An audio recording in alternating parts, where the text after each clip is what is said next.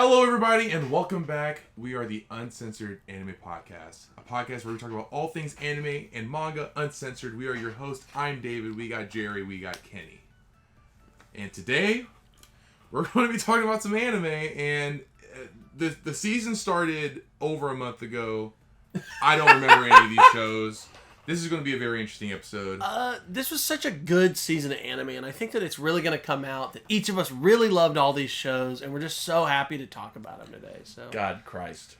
you know. Well, guys, welcome back to the Uncensored Anime Podcast. Most likely, we were supposed to film this episode like a month ago. So we're already filming this super late. B, almost definitely, there's no way this comes out. I have been a terrible editor-producer lately.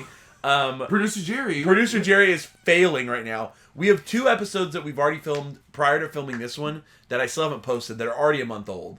One of them's 2 months old at this point. Yeah. The Ecchi Expo video. That was last year. Yeah, Literally last year. At least the other 2 were both filmed this year, so we're not that behind on that part. But, so most likely, you guys aren't going to see this until much... So, as of today, there's already like 6 episodes out of every show, right? Yeah, that's right? Yeah, so between 5 and 6 episodes. As of recording, there's already 5 or 6 episodes out. Most likely, there's going to be like 7 or 8 episodes out by the time we post this. So it's going to be really funny because this is our first impressions of these shows, where we were going to try to give you like a leg up, but you're really not getting a leg up. But at least now, if you like what we talk about, you can go binge the show if it ends up being one that really interests you. Because most likely there will be quite a few episodes out. Actually, did you guys watch past episode 1 of anything? I didn't. And David broke the rule. Well, it's also for... when it's like Kenny's a real one. Kenny's a real one. And David for an explicit reason, I didn't break the rule, and it's because maybe I didn't want to watch an episode 2 of any of these shows. But that's not my fault. Some of these... Also, Kenny watched them all today. Well, okay. I just want to put that out there. Just put them on blast. Today? Well, I watched them. Kenny didn't lead the convo today then. He remembers. He remembers that. Yeah. Okay, so everything. Here's the deal. If you have not joined us before, we have a very intricate process that we do this through. So and it takes about 5 to 10 minutes to explain. The thumb system. Every season. I can't be more clear. Every season of anime. Thumbs up, good. Me, Kenny, and David watch 13 brand new first ever anime. So there's some real rules about this, which is things like Trigun, which are a remake, reboot. We usually will leave out of our list. Yep. Additionally, 2nd or 3rd seasons, we always leave out of our list. The idea behind this is that this is a new show that you could jump into right now, and we're going to give you our first impressions on the very first episode of all 13 of these shows. Mm-hmm. So if there's a show on this list that you don't want to be spoiled on, go watch it and then come back and hear our opinion on it, honestly. Go watch the first episode. Because we are going to spoil the contents of episode 1 of all 13 of these shows. Yeah. So, there you go. And if you want to know what shows they are, they're all going to be in the chapters down below. So you can actually go ahead and look and see what all 13 of the shows are if you want to kind of get a jump start and see what they are. And here's the deal. After each show's discussion... are you going to explain how we approve or disapprove of a show? We're not going to rank them. Yeah. We're not going to give them a 1 out of 10. Well, what Instead, are we gonna do? me, Kenny, and David are each going to either give the show a thumbs up, a thumbs down, a thumbs down, or a sideways thumb. The idea is that a thumbs up means that we enjoyed the show and we will be watching more of it. Okay. A thumbs down means that we have no interest past episode 1. We will fully drop the show. A sideways thumb just means that there is a potential we might go back to it and watch more, and that we'll follow up when we do our seasonal wrap-up at the end of the semester. Jeez, I sound like a teacher. Who would have At the end of the season, we will follow up and we'll see who all finished what shows. And we always do that every season. Yeah. The only season we've missed in the last 2 years is fall of last year. Mm-hmm. We still did a fall wrap-up, which you will hopefully have seen by now. Yeah. But we didn't do a fall first impressions, which it's fine. That season was weird, and obviously Chainsaw Man was good. Weird as in like easily the best season. Yeah, it was just a really great season. We all watched a lot of shows and we ended up discussing them really heavily on our wrap up episode. Yep. So it's no big deal. But there just wasn't a lot of I would say with like Bleach being a heavy hitter, that was like not a brand new show. You know, that was like there wasn't like a lot of like brand new. Yeah, I feel like Mob Psycho came back. Yeah. It was a heavy hitter season because of the returning shows. Mm-hmm. But beside the point. Can we do a new thing on this episode? Sure. I want to draft the shows because I have a very strong opinion about... You want to draft them? Some shows in particular, so I want to explain one show at least. Okay. Tell me about it. Can you tell us the draft? I'm turning the game down on the microphone. I forgot the show, so I would like to draft be very useful in the number 1 spot with my pick, I believe it's Giant Beast of Ars. Okay, wait. Explain the Are we like... I went to do the story recap. But before we do that, I think we should list the shows that we're going to be discussing. Yeah, let's then start. We go into like our... Because something else that we do... We can do that. do it. But something else that we typically do on we these can list them episodes by draft. is that we'll list the episodes and then we'll do actually. like a draft or a snake, whatever way, but we take turns kind of going over like the summary of the first episode and then we share thoughts, discuss. Yeah. So, the 13 shows that we are going to be talking about in this episode are Kubo Won't Let Me Be Invisible, Giant Beast of Ars, Endo and Kobayashi Live, Ippon Again, Spy Classroom, Campfire Cooking in Another World with My Absurd Skill. No, fuck me, dude. I love that one. My My Life as Inukai That's your number one dog. pick, Jerry, right there. No. The Ice Guy and His Cool Female Colleague, Revenger, Ayakashi Triangle, Tomo-chan is a Girl, Nier Automata version 1.1a, and Buddy Daddies. Yep. That's it. So can you explain the So, draft? explain the draft. So this is new. We're going to do a draft. Okay. I'm curious. I really want to know how I this works. just have a very strong opinion about some of the shows, especially Giant Beast of Ars. And Giant so Beast of Ars. I would like to draft. So I'll just get the first one, and then we'll just go 1, 2, 3. Kidding. What? Did you hear what he said? Yeah, I mean Giant Beast of Ass. Giant Beast of Ars. That's the new name. This shit's ass. On shitty shows. Oh my Okay, God. so you want ours. I want Giant Beast first. I do have some other let's ones. just go into it then. Just, I do have just do some it. other ones. let's, that I would let's like. snake draft the whole thing, or Yeah, that's fine. no, let's just do. Yeah. How about this? What? Instead of assigning it, as we go into each one, we each get a claim a title. We'll that's draft left. it. Okay, Yep. cool. So you're first. So you get Giant Beast Okay. Ars. Oh, That's we're what starting with Giant Beast. Yeah, of just Ars. let's just Okay, go, and then when it go. goes to me, I'll pick the next one. Show number one, everybody. Giant Beast of Ars. Ass. Wait, tell me the animation studio before I get. I have no idea. Oh, okay. Tell me we're the usually animation faster studio. with Oh this. my god, yeah. That's So something- okay. generally we used to do these all virtually. So we used to have David had his laptop in front of him so he could have all the tabs open. Which we may in the. We're now doing it live. So David is going to try to pull them up on his okay. cellular device. We could So, just cut. Giant Beast of Ars. Giant Beast of Ars is an original anime produced by Asahi Production and DMM Pictures. Cool. Okay. Original anime produced by. Those are pretty. Well, modest. animated by Asahi Production, produced by DMM Pictures. Oh, okay. So Asahi. Yeah. Okay, cool. All right. So Giant Beast of Ars is maybe the worst written show I've ever had the opportunity to watch the first episode of, and I think more than anything, it's told in the first. Well, that's not a summary. Can you? In the pre-opening, let me tell you, okay. In the pre-opening, because let me summarize the show. We get introduced to two characters with no names. Mm-hmm. They're like, one guy is like, let me tell you, back in the day, the gods sent down these damn beasts. Oh Lord. And then the girl is like, and then what happened? And he's like, oh, it'll make your stomach upset. And he used some random Mad Lib fake word of whatever they're eating. He was like, it'll make your rumble feather soup hurt later. And then he jumped in and fought this beast. And then I swear to God, the opening came on and we do not see those characters again. Nothing else is explained it, like, time whatsoever. skips, doesn't Yeah. It's like, it Yeah. literally said 30 years later. Yeah. And then nothing has been explained. Some sort of transformation happened between the guy and the girl. There were so many like vocabulary words. It was like paladin, cleric, on It's R's, something the it's something B's. we've encountered in these seasonal shows a lot, where sometimes a seasonal anime will just open with like, I refer to them often as like info dumps, but it's just this way where like some shows try to get all of the world building out of the way in the first 20 minutes. So in order to do that, they just try to like hammer you with like facts. You know, it's like boom, boom, boom, boom, boom. It's like, we're in this world and here's how they do it and here's what they do and look at this and this is a thing and that does this and boom, boom, boom, That boom. puts me off. I feel like that puts me Oh yeah, off. it's always episode tough. one. So- It is a very tough balance, and very few shows that we've watched have made me go, "Oh yeah, I want to watch more of that." Because I can't even really think of a great show that does that well off the top of my head and actually like keeps it up. It's you know? usually because they just don't tell you much anything. The first Yeah. episode is just about meeting your main character, and I don't know. So then we actually do get introduced to our main character. yeah.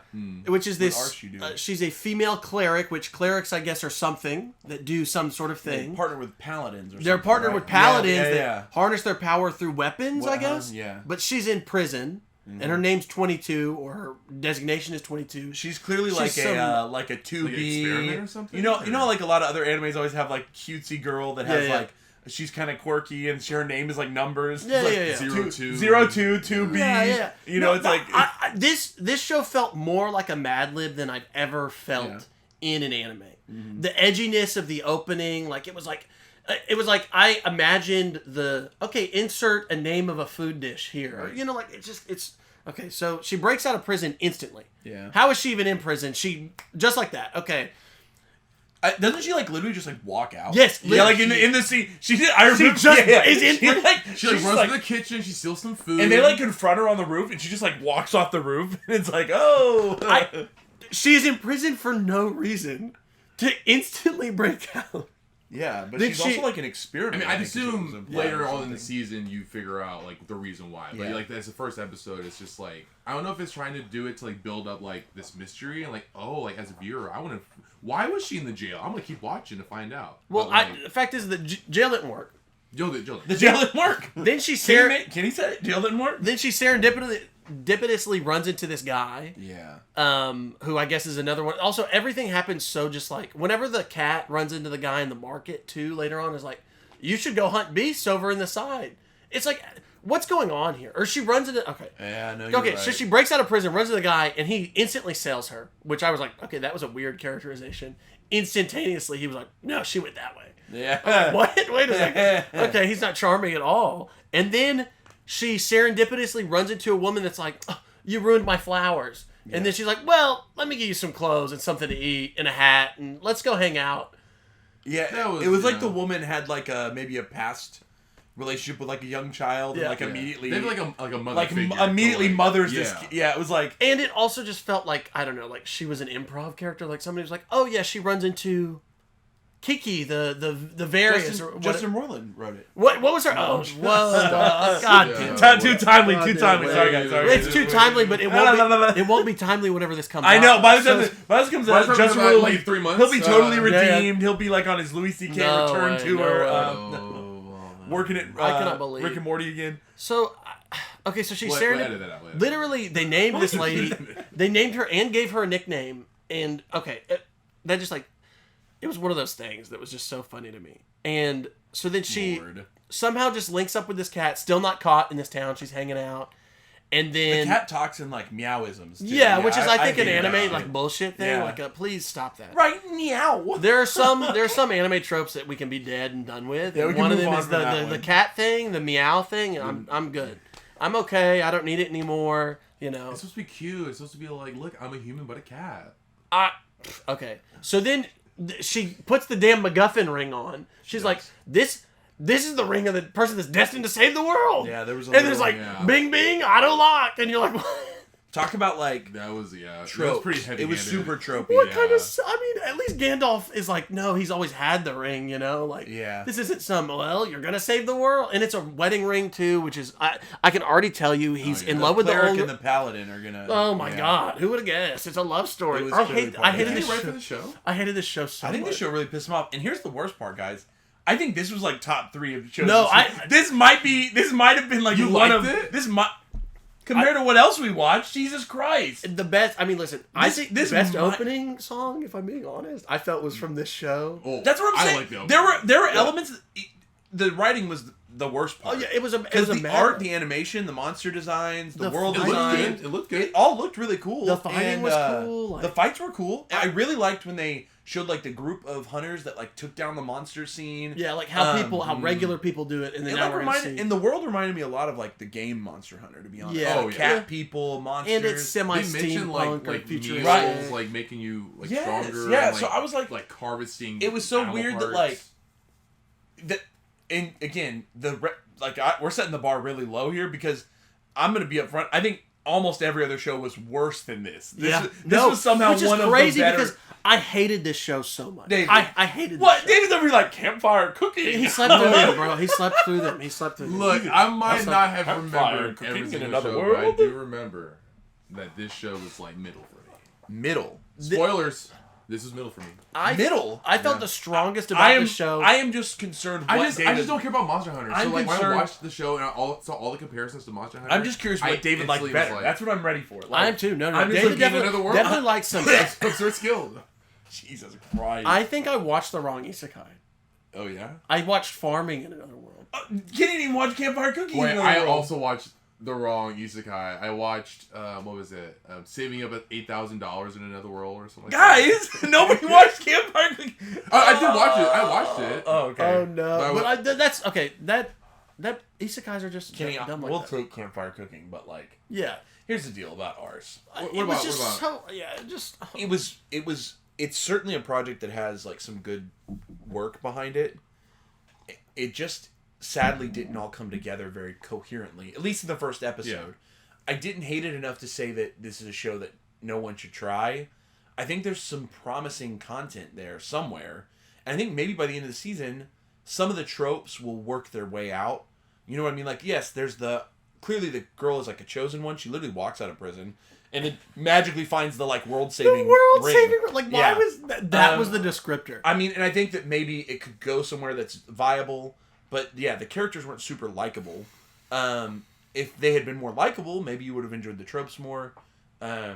I wasn't a fan of their designs. I felt like everyone looked like... Maybe there was a little bit of like a standardy look to it, but... Because of how the monster episode was better, set up, Yeah. it was all about exposition and not meeting these characters at all. Yeah. And There were some glimmers of hope. I think that maybe if they had taken the paladin and let it... Because remember when he like walks up and he's like, I'm Mr. Dies First or whatever. I can't remember what his name Already dead. Already dead, yeah. Already dead. And, you know, I think It there was was so something lame. there that, So like, they lame. could have toyed with more. If they played with the writing more, where we could have learned more about him in a different way. Instead of through just, like, telling us. Could have shown us a little bit more about his personality, which they tried to do by, like, having him do that little fight. Yeah. But then he just, like, has conversations with some of the other hunters to, like, extrapolate him more. I don't know. It was a show that has promise, but it just kind of falls flat, unfortunately. That's right. That's my full thoughts on it. God. Yeah, musically, artistically, I thought it was Oh, it fun. looked great. Yeah. Looked beautiful. Great looking show. It music just was good, It too. just feels like such a goddamn waste. You know, like... David, Should we thumb this puppy? David, do you have any additional? Should we thumb this puppy? We can thumb it. Oh, wait, I do have one more thing to say about this show. And that was that, like, oh my god, the scene where, like, the dude from, like, the temple comes in and is like, I want you, and he's like, I'm not in that life anymore. I was just like, what is going on? I like that. What is this? I saw What that. is this paint by numbers? No, I saw that. Also- Okay, let's thumb it. Let's thumb it. Okay. 3, 2, 1. I'm gonna watch this show. I can't- You sick bastard! It is a fire. It is a train wreck. Kenny's like, dumpster fire. Kenny's like, I loved like, it. dumpster 6 fire. out of 10. He's like, I hate Kenny's it. like, loved it. 6 out of 10. I hated Literally, it. this is 6 the out of worst 10. show I've ever. The worst show I've ever seen. 6 I've out of 10. ever seen. I've watched every single episode, and it's a 2 out of 10. I 6 out just of 10. everything Alright, about it is good except for the plot. I'm gonna and it pick a takes me shitty so one. out of it. Let me take a shitty one. Oh no, I picked a shitty one. Oh no, you didn't. There's so much worse. Oh my god, there are some bad ones. I'll take. Oh lord, fuck me. Let's just get this dog one out of the way. I'm gonna do my life as Inukai-san's dog, which is pretty much 12 minutes of a waste of your time. It wasn't animated well. Here's the plot. Well, tell us. Look it up. while I'm You describing talk the and plot. I'll look up the... So here's the plot. The guy in her class is a dog now, and she takes baths with him as a dog, and makes out with his nose, and washes him off, and I don't know, Uses probably his fucks him by the end of the show. Yeah, probably. like, Literally, the tail as a penis was like Yeah. sort of an odd trope that like happened in the I first guess episode. she's gonna probably have sex with the dog at some point. Trying to fuck the dog. That I wish There that there were was some- more to a plot, but literally the first episode is like she finds the dog, she brings the dog home, she takes a bath with the dog, and then she takes the dog to her bedroom, and that's it. And it's all narrated from like inside of the dog's head, which is like the guy. He's like a guy that used to be in school with her, and she's like the hot girl that he like had the hots for, but now he's a dog. Did it explain that? Is he dead or? We don't know. We assume he got isekai'd into Yeah. the dog, but we don't know like. Look, I like this other title more. After I became a dog, I was picked up by the person I like. Oh, that's an Pretty- isekai name. That's pretty wild. That's what I'm saying. That's yeah. an isekai. Wait, what the fuck? What is that title? That's like what This is, it's like the romanization translation of the Japanese title. But so this was originally a web manga, and it was serialized in a magazine, like a Kodansha magazine, and this It was a anime. shonen. Yep. Shonen magazine. I can't believe erotic comedy, I'm gonna romantic say comedy. this was a hentai. She's gonna fuck that dog. This is a Oh, soft. she's gonna fuck this dog. I mean, hey, you know, God damn. to each she's their gonna own. fuck Let it. people believe in whatever they want. Pretty much the worst part. Well, Anime is adapted by Quad. Okay. Studio Quad. Studio Quad. So pretty much the worst part of this 12 minutes of my life that I lost was when they're in the bath and she just like starts making out with his nose, like just straight up sticking her tongue up in his like nostrils, and he's like busting, dude. Like he's like, oh! Like, and she's like, It was a full on hentai. Why? David, Why that's was she? what I'm saying. But why the Erotic nose? comedy. No. Why was this she is- making out with his nose? Maybe she's got a dog fetish. She's got a dog It fetish. lasted so long. Like Yeah. it was probably like 5 seconds, but it just felt like the longest nose was makeout a I've while. ever experienced. Probably the only one I've ever experienced. This was just a nothingness show. And the worst part is like it wasn't.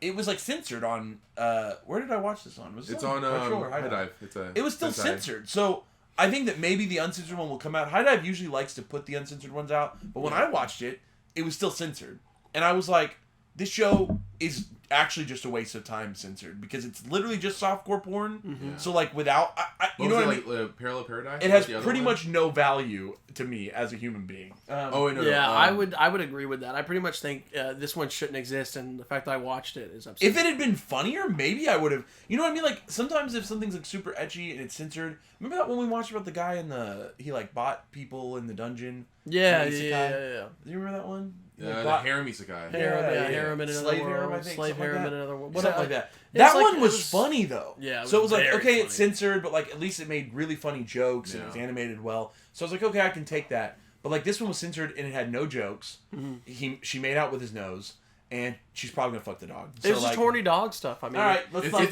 if you like horny dogs, I mean, Is it bad that I would want to keep watching the show just to see if she does fuck the dog? David's like, fuck it. I don't 'Cause, need. like- if it's 12 episodes, 12 minutes each. Because what happens after that's that? only a couple hours of his she life. Fucks I the mean, dog, and then how do you end the show from there? Like, where do you go? Like, after, I don't know. I have to admit, I watched all of. maybe he'll turn into a What was that guy show? after they fuck or something. I think it was called like Miru Tights. Did you guys ever watch that? No. It's literally like a short. It's like a short anime. So each episode is like 5 or 6 minutes, and each episode is just like a girl in like really tight tights, and like they always like.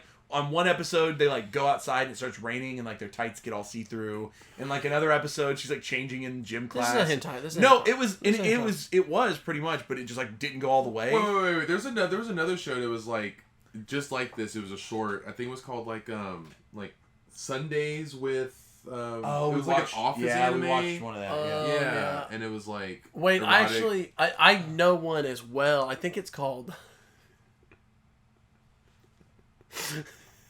He has to say it. I think it's called. I I'm think not it's laughing called. until he says it. I think it's called. Vampire You Night. sick son of a bitch! Vampire Night. God damn it! Wait. Just, Welcome to the Vampire Night Podcast, guys. Please, thanks for liking and subscribing to the Vampire Teeth down below. Vampire Teeth. A quick shout out to Colleen's Manga Rex. Thanks for the comment. She said that she would come on the show, but we can't talk about Vampire Night, Which is so- very difficult for us. This is like something So we are we've saying that never she done. is not allowed on this podcast. Never. Never. Colleen, we would love to have you, but we really, really, really would want to talk about Vampire Night. At least briefly, because it's literally been in every... We have talked about Vampire Night in every single episode. This is episode 71. There's already one. That you can go and tag Vampire Night in every episode. Even when we did the live panels, despite the whole Vampire Night. audience not having any fucking it's- idea what I love No, it. there was one person The at the live show silence- that was like, "I love Vampire Night." Yeah. But they loved it unironically. Yeah, Like, yeah. It was Wait, not like we love it unironically. David yeah. loves it unironically. We love it unironically. Should we thumb this puppy? Yeah. Yeah, Inukai's literal. No, that puppy. one shouldn't literal exist. puppy. Don't Wait, no literal more. puppy. Literal puppy. Wait.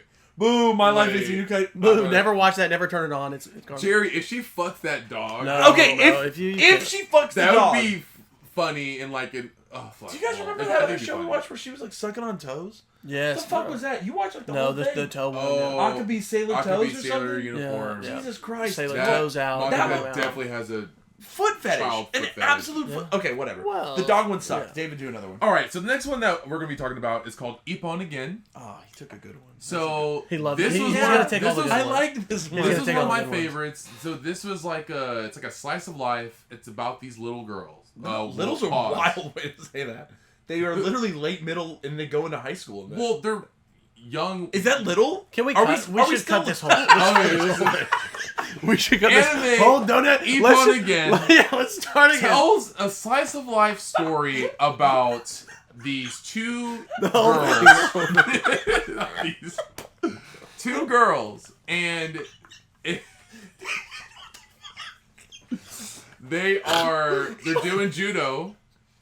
It opens. There's an opening scene of them like they're in the judo tournament, and they're having fun. They lose, but Well, no, the you know, opening scene is actually of the future, Wait, what? where they're like just judo throwing each other. They're like Ippon again. Oh, you're right. He's right. The very first 3 minutes. Is it sort of flash forward? Yeah. Starts with Yeah, what? yeah. No, it starts. Yeah, it starts like, with them hanging I out thought it on was the like in grass. the past them doing it, and then like they're going Oh, to no, no. high school. Wait, David's and they're right. like No, the no. first she's scene. like, I don't want to do it anymore. The I'm first done. scene is the middle schoolers practicing at middle Is it school. really? It was. Yeah, It was. yeah, It was. yeah, It was. okay. It was. So okay, Okay, now that we're back on the timeline, okay. of the events. Basic synopsis of the show. You threw me off.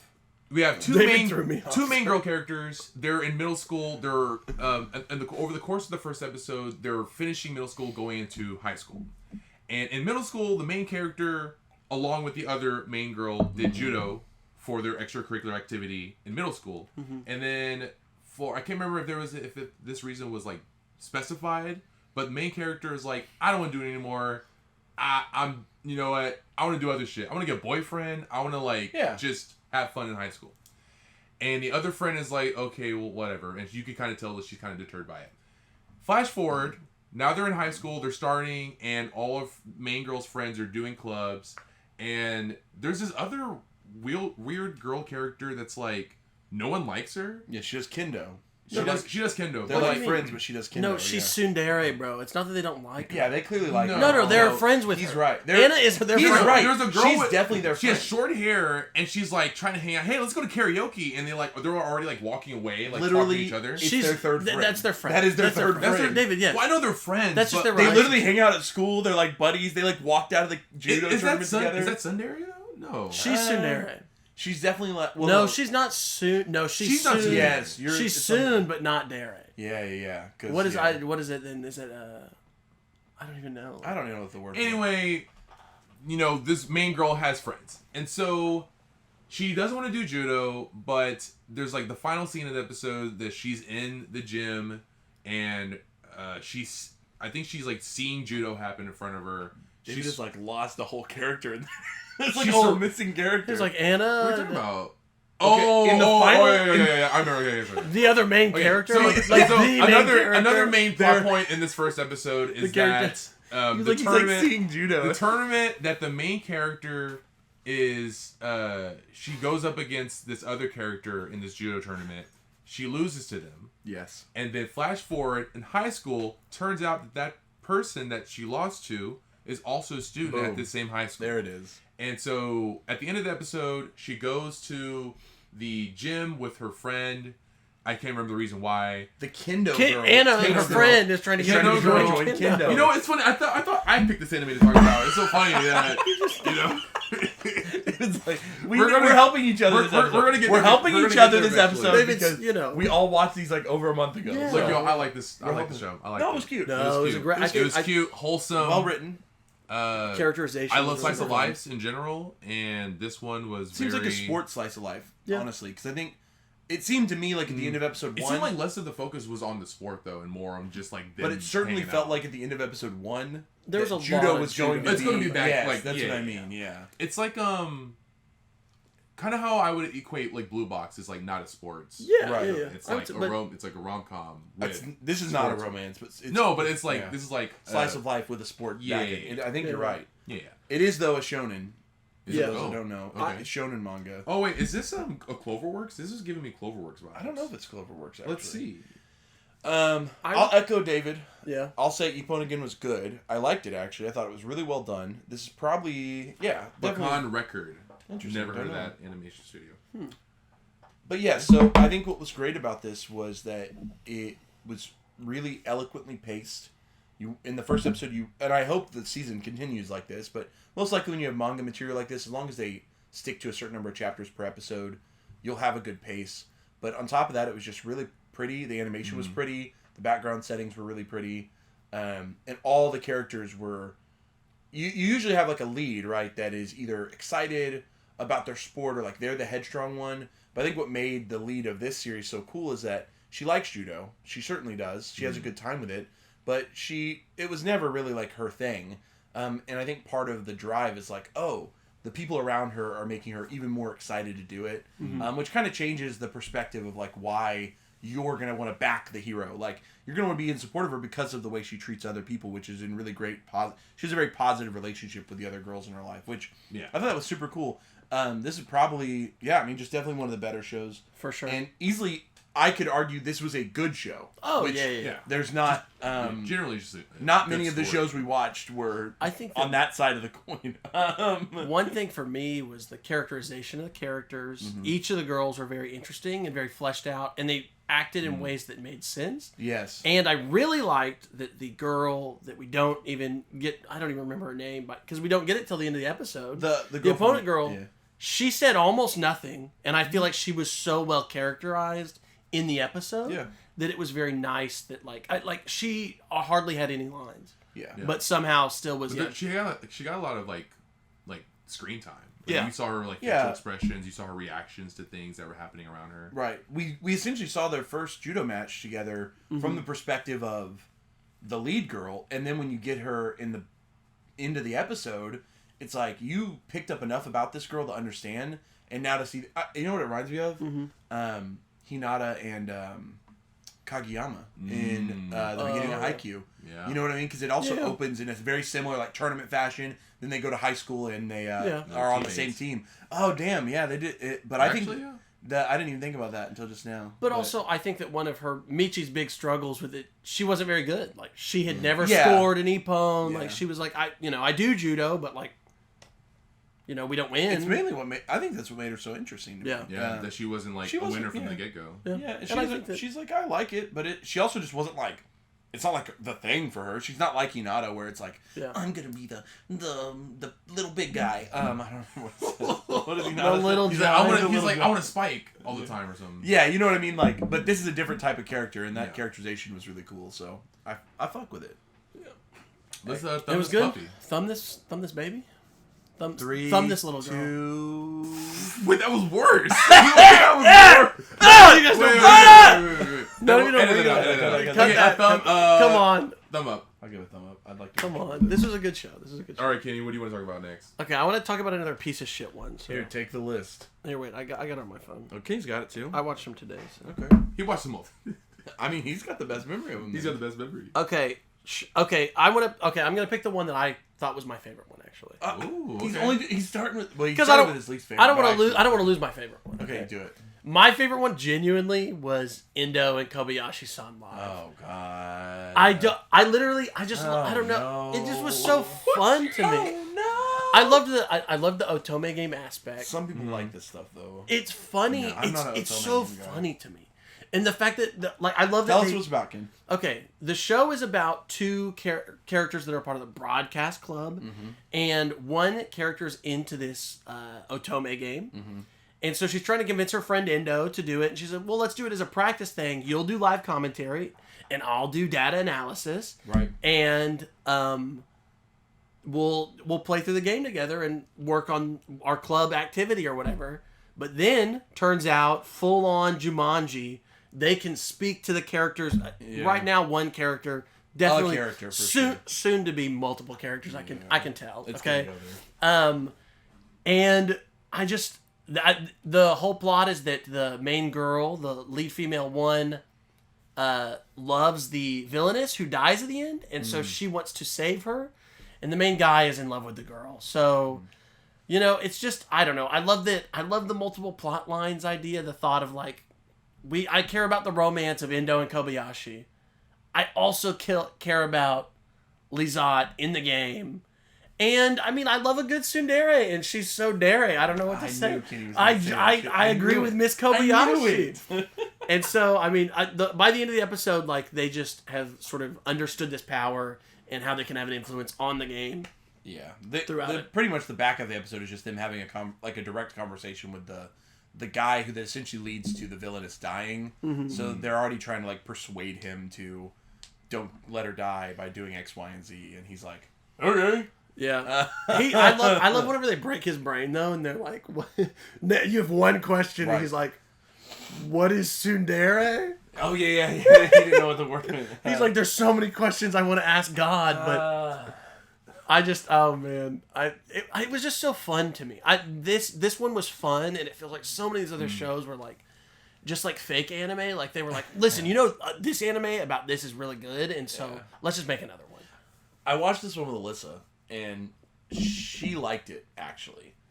I was just completely unaffected by this show. I just sat through it, and I said... You're like, that was a I said, episode cool, of anime. Great, never going to watch that again. You know what I mean? Like, nothing about it made me go...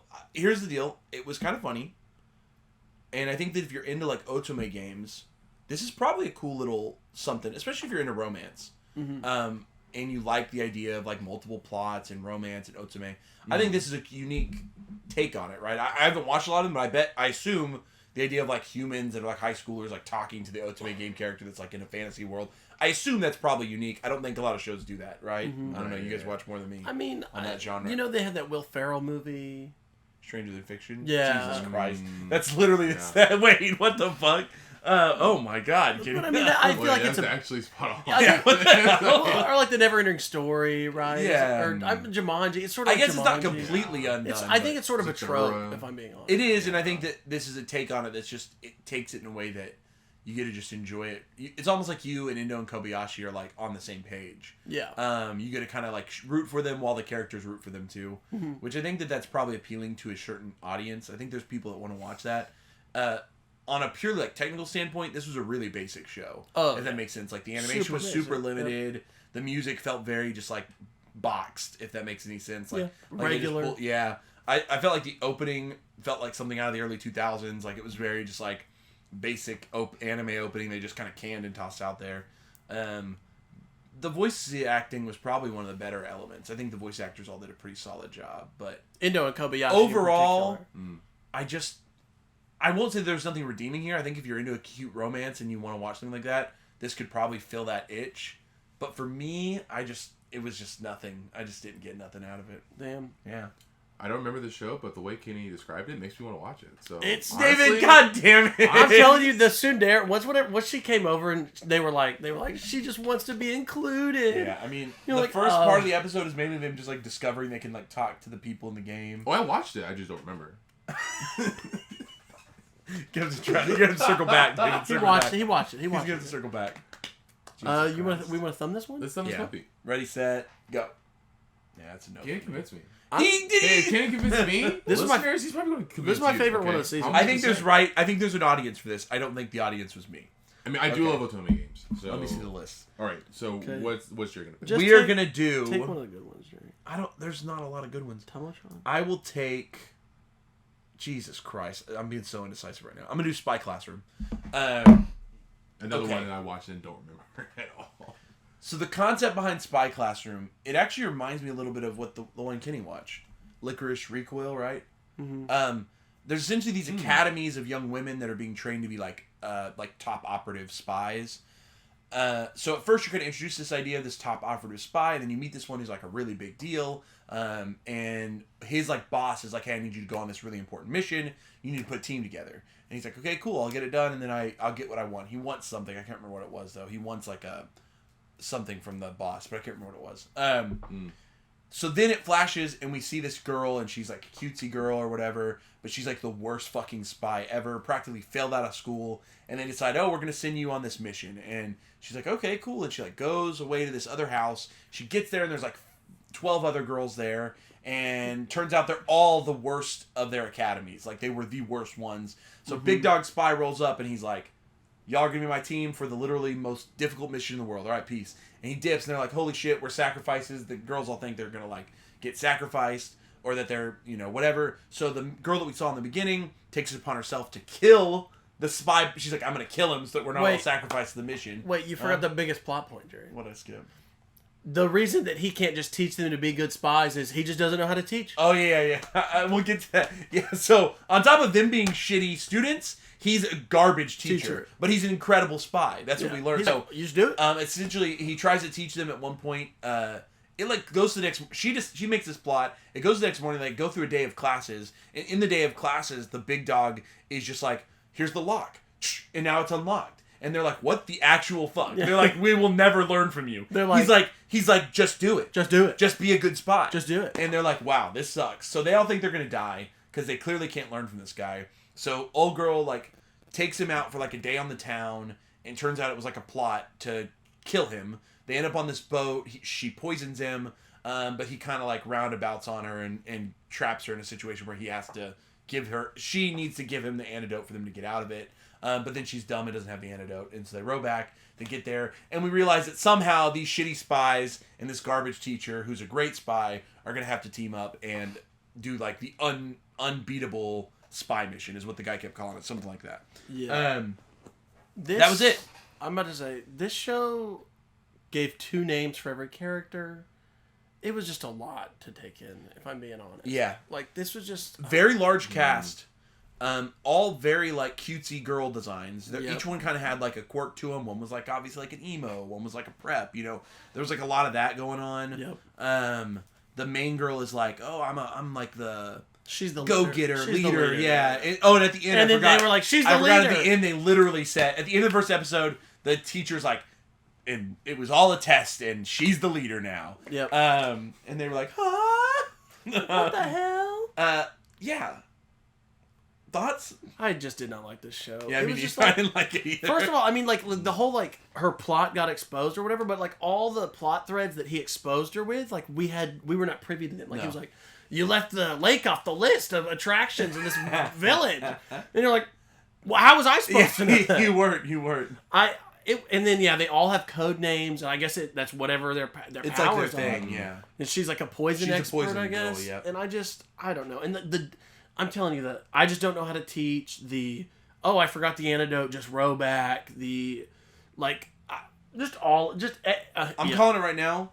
They all magically get good at being spies, and they pull the mission off by the end of the season. I mean, I don't think there's Or any... they all die. No, let me tell you. There's no way. I think if they all die, I would actually go binge it. I would go back and binge it if they all die. If every character dies at the end and they just fucking lose and the world gets obliterated, sign me the fuck up. I'll double back. I remember. Why does he paint? Isn't this basically like Assassination Classroom? A little bit, yeah. He's like, try and spy on Oh, me. they're trying to kill the teacher. Yeah. Not exactly. They're not trying to kill him. No, they're trying to spy. Assassination Classroom context is to actually kill the teacher, but essentially the teacher, since he can't teach, he says like the way that you guys are going to learn is if you try to outspy me, essentially. Yeah.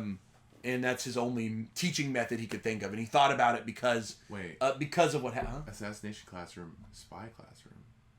Yeah, it's literally absolutely. David, it's not like it's not like this is definitely like a rip-off shit show. Like that's what this is. show's so bad. Is this season full of rip-off shows? Yeah, that's what I'm telling you. The next one that I'm going to talk about is Kenny's big rip-off. Big rip-off. Big rip-off. Wait, are you taking it? Big rip-off, but gay? Bro. Well, yeah, Well, it is a big rip-off. You're right. It is. No, you're right. I think that's kind of what it is. It is. That's what it is. It is. They should have had a boy as well. Yeah, a boy baby. No, come on, girl 3 baby's boys. still cute. Oh, come on, 2.5 men. 2.5 men style. So Spy Classroom, guys. Any other addition? David, you got any thoughts? I don't. He doesn't remember this. I remember the Assassination Classroom comparison. Yeah. And then I remember that like I didn't care about the show or the characters.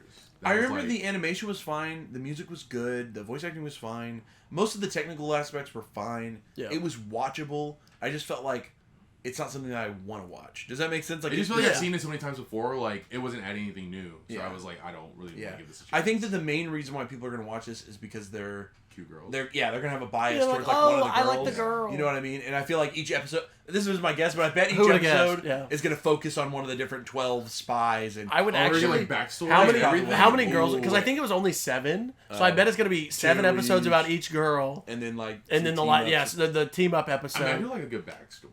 That's probably what it's. If I were to guess, so that way you can develop a bias towards one of these girls. David's gonna end up watching, and then you're gonna buy all the figures and merch for the one girl you like a lot. I mean that's kind of. Recall was that. This show is pretty much designed to be just like a mechanation. Yeah. It's designed to sell stuff. Just probably, like, so. but here's the thing: they release 4 or 5 isekai every season, so. Yeah, I can't be mad. At least you guys didn't make me sit through another isekai. At least I watched 7 girls do spy stuff for 20 minutes. It would actually be funny because we watched 3 different isekais. If we all tried to say the plot of our isekai with leaving out the inherent isekai parts, because I bet it's the same first episode. I think mine was actually pretty unique though. So wait, but it wasn't part of the original 13 though, so I can't. But David, are you saying he woke up in another world, slowly learned his skills, got with a party, and then went on a quest? Because that's pretty much the first episode of every fucking isekai I've ever watched. Oh my god, wait. It's literally, that is what the shows are. Jerry, they wake up in the other world, they slowly learn their skills, they get with a group, and they go on a quest. They are all that. There is no other thing. That is what isekais are. I'm telling Jesus Christ, I can't believe you guys make me watch them every I guess season. let's thumb farming in another world. No, wait. First thumbs down on Spy. Spy Classroom? Spy Classroom. No. Spy Classroom, I'm not watching. It's a thumbs down. I'm sorry. This is a bad And show. also, I got to tell you guys, that was a suggestion of one of our watchers, Joseph. Sorry. He suggested that show. Bad show. Yeah, Joseph. But if one of the girls are cute, send me some of what are the figures look I like? feel like people are going to like the main girl. What? I feel like she's already got like some stuff going on. I kind of didn't like her. All right, David, what do you? I'm going to talk about Kubo Won't Let Me Be Invisible. Okay. So Kubo Won't Let Me Be Invisible. Was it Jump Plus IP. There are... I don't even know how many chapters are available, but... Anyway, so this show is like... It reminds me of like the... Ahara-san is indecipherable. Komi can't communicate. Yep. When will Ayumu make his move? Yep. It's like typical high school... but it reminds you of one in particular, though, right? Well, I don't know why you said all those other ones. It reminds you of one in particular. That was like... What? It reminds you of Don't Toy With Me, Nagatoro. I will say I agree. I agree. That's a little bit. A little bit, yeah. No, this was less. Sure. This was less ecchi Nagatoro, is what it felt like to me. It's like cute, wholesome bullying. Yeah, it's probably this. I've never seen Teasing Master Takagi-san. Sentai Film World. But I bet it's that's similar. it. I bet it's similar. Okay, but anyway, so Kubo Won't Let Me Be Invisible tells a story about a boy. We're in high school, and he has features that for some reason make him invisible to people. So he is just like a background character that people get like spooked or shocked when they like do see him. And they're like, "Wait, how long were you there?" And he's like, "I've been here this whole time." Yeah. And so like in Kuroko's basketball. just like. Yeah, actually, he's gonna play on the basketball team. This is actually the origin story. It's an origin Kuroko's origin story. And so we eventually meet a character named Kubo, Nagatoro, who is a girl classmate of our main character. I can't remember his name. And for some reason, she is able to. What was the main guy's name? I don't like Shinichi or something. I don't know. That's the whole joke. Wait, wasn't it like No Tomozaki or something? Ko? We're just saying. I think it's actually Ko. Ko might be right. But Ko's named the guy in Calling Out. Well, that's why I remember. It's Shiraishi. Junta Shiraishi. Okay, I was is it not really Junta. We were just. No, they called him Shiraishi. She called him Shiraishi. None of us were even close. Guy who is invisible to people, his name is Shiraishi. Kubo, female classmate of Shiraishi. Of Senpai. She is... Is he... No, he's... Come on. Okay. Okay, there are Nagatoro comparisons that will happen later on in the show. But she notices him. And she toys with him by...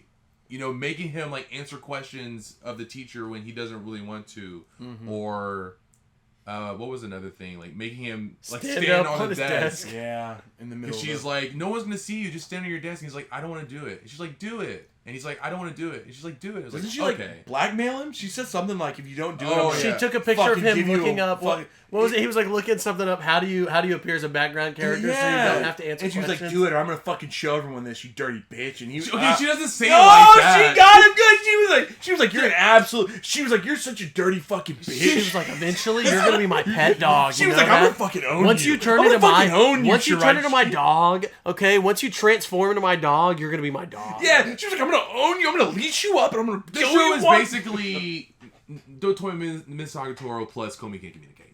Yeah, actually, that's a pretty. Which is essentially the show. And I'm assuming as the show goes on, Shiraishi grows some balls, and he's like either like Kubo, stop it, or people will start seeing him. I don't know. That's people are gonna start my whole thought is exactly. I think the more that she like drags him around, he's going to slowly get noticed by more people, make more friends, Yeah. and he's going to realize, like, oh my god, Kubo was a positive influence on my life. I love her. And they're going to fall in love. The thing is, though, like, she doesn't, like shit on him, like... No, yeah, but she's she bullies him for sure. She, like, But walks it's, up like, and she's in a very, she's like... oh, what are you doing outside? Aren't you a fucking bottom-dwelling... Yeah, she says that. Yeah, I think she was like walking down the street and she was like, oh, you go outside? Yep. She did say that. She like, yeah, I'm like, damn. I was like, get this dude. He was just having a. He was just sitting on the bench. Sitting on a bench He was sitting on the eating. bench Yeah, I was eating. like, he doesn't deserve that. He did nothing to you. I swear. I do want to say this show made me laugh the hardest. It had the funniest line, I think, in any. Wait, which?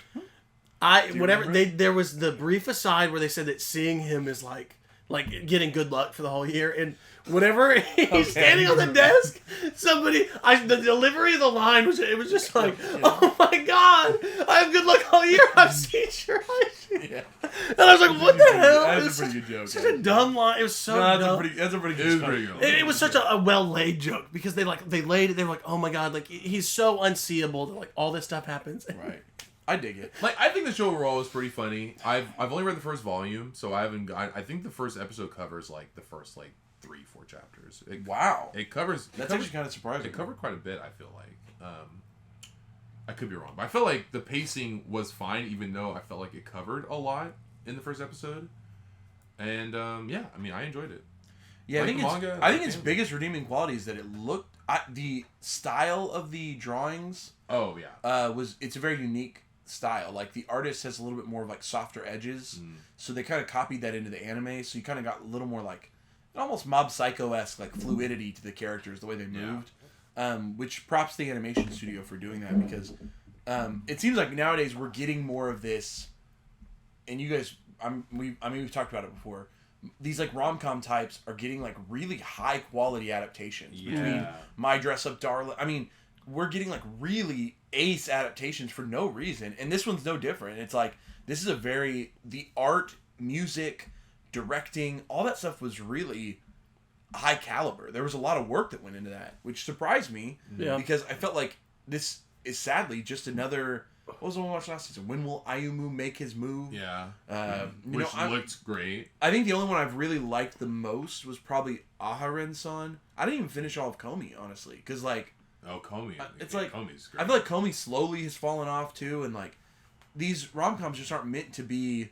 To me, it like just doesn't make any sense to do massive 30-40 volume rom-coms with these odd couples that just go on and on and on and on.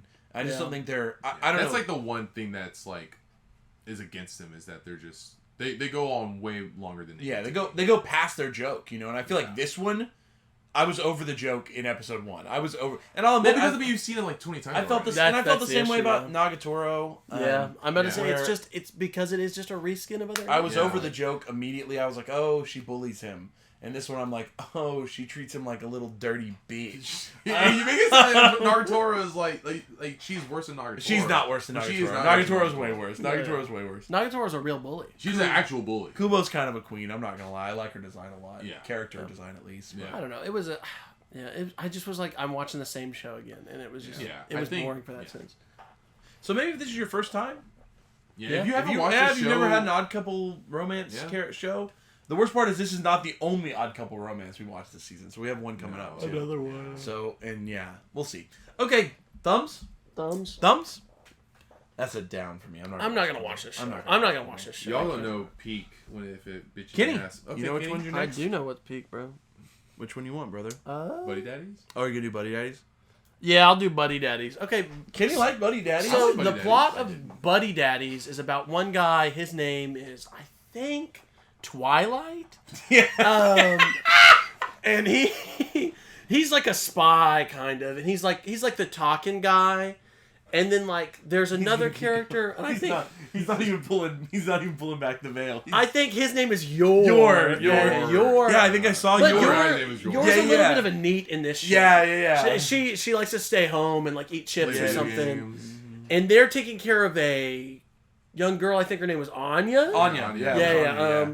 And they only get her at the end of the episode, but they call them Daddy, I guess, because Twilight like has a previous relationship with whoever I guess helped create the girl. He's talking about the real show at this point. And I don't know. It was just like episode 1 just introduced us to like the two guys. I'm pretty sure that they did like a whole mission, and then they started doing whatever. I'm like pretty sure that this show was written by someone going to ChatGPT and typing in "spy family but gay?" question mark. Yeah. No, and that's what ChatGPT outputted. It was like they're assassins, and there's like a Christmas party, and one of them like used to be a dad, and they like adopt this girl after like her dad is like a piece of shit bad guy. Now they like have to take care of her while they're like doing missions. And ChatGPT was like, good show, good. Maybe girl go to school. Girl go to school. Who knows? Need stars to do good school. No. If that became by like episode 4, there's any sort of child like in school plot point, like she has to get some sort of. I would just. Mission, gotta get. I mean, it's already stars. It's already a reskin of Spy Family, so I just don't know. Like it was just tough. Yeah, nothing particularly. Are reskins bad because they're reskins? Yes. No. Here's the thing, though. Well, you have to think of. Okay, so to a small extent, right? A lot of shonen manga will reskin certain tropes pretty frequently. You know. Yeah. But Naruto's reskin Hunter x Hunter. What often actually Loki and Kishimoto's kind of admitted it. He was like, "Well, I just took a lot of his big plot points." Jujutsu reskin Bleach. Jujutsu and Bleach definitely borrowed a lot of elements from things like Yu Yu Hakusho. What is Bleach's plot? Tall guy, big sword, go down. What's Bleach's plot? Big sword goes slash.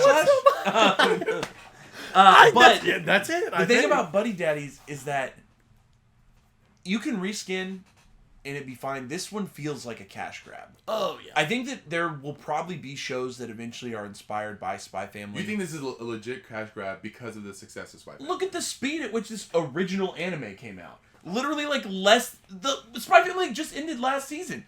It was like, this literally feels like, again, someone plugged it into an AI. Yeah.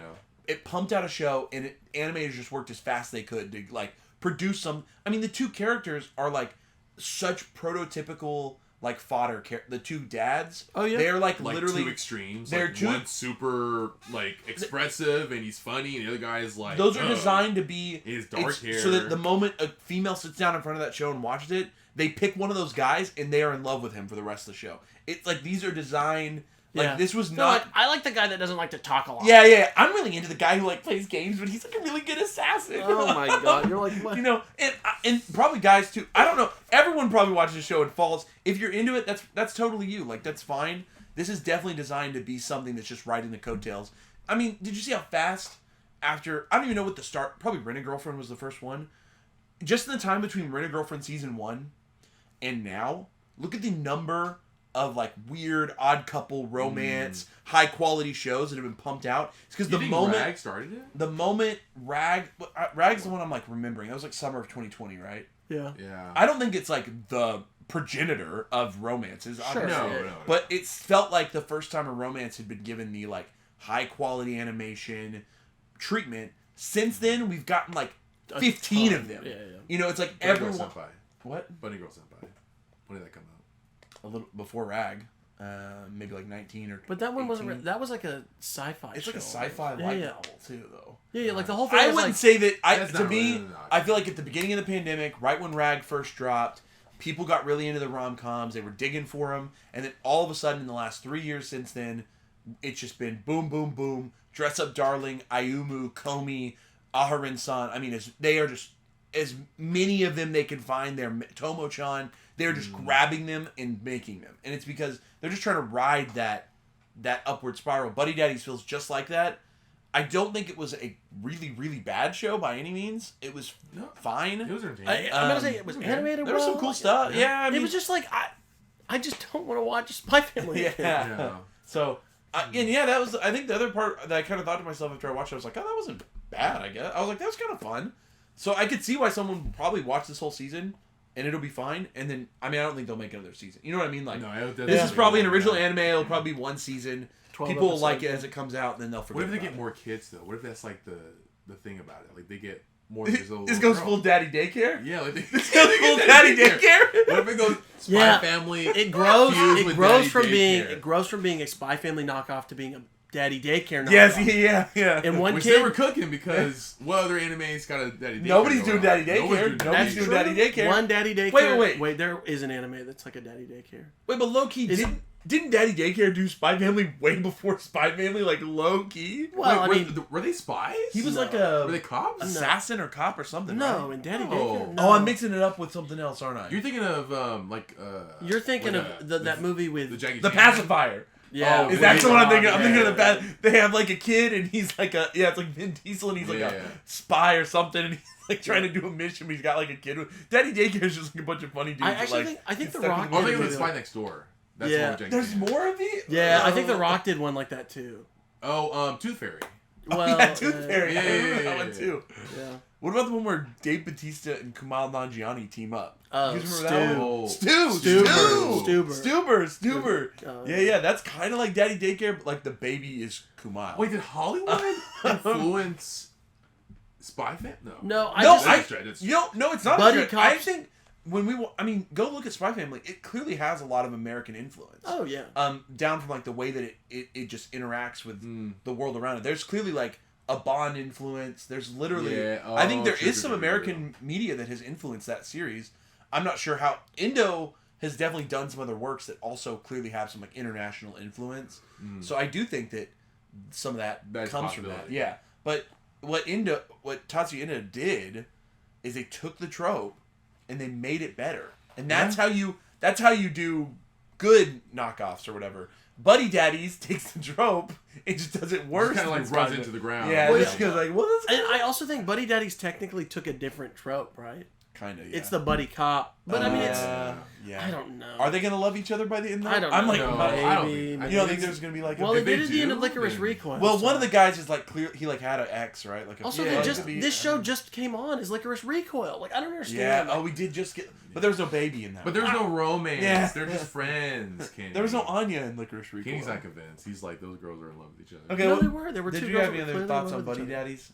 No, it was Nothing that wasn't already said. Yeah, it was just like it was such a It was enjoyable, but will I go back for more? No. No, I'm not. Yes, I will. But I could see.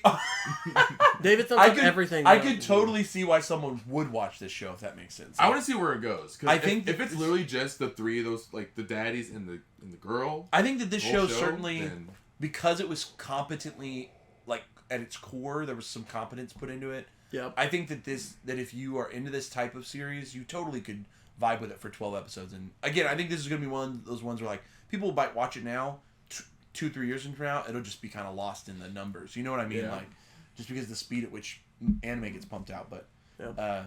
so I don't want to. I hope people aren't offended that like I'm like, oh, this show. You know what I mean? Like everybody listening, like, yeah, I didn't like it, but clearly it. I don't think that it's like something. Yeah. You, Also, we gave our reasons, so listen to us. yeah.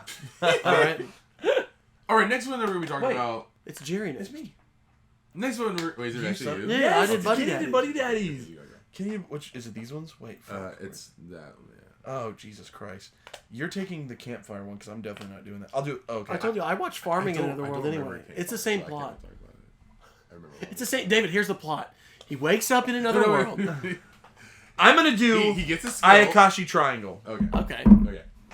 So Ayakashi Triangle definitely should have come out in about 2001. It's pretty much just a 2001 harem, literally released in 2023 for some reason. But actually, the manga came out in like 2019 for some reason.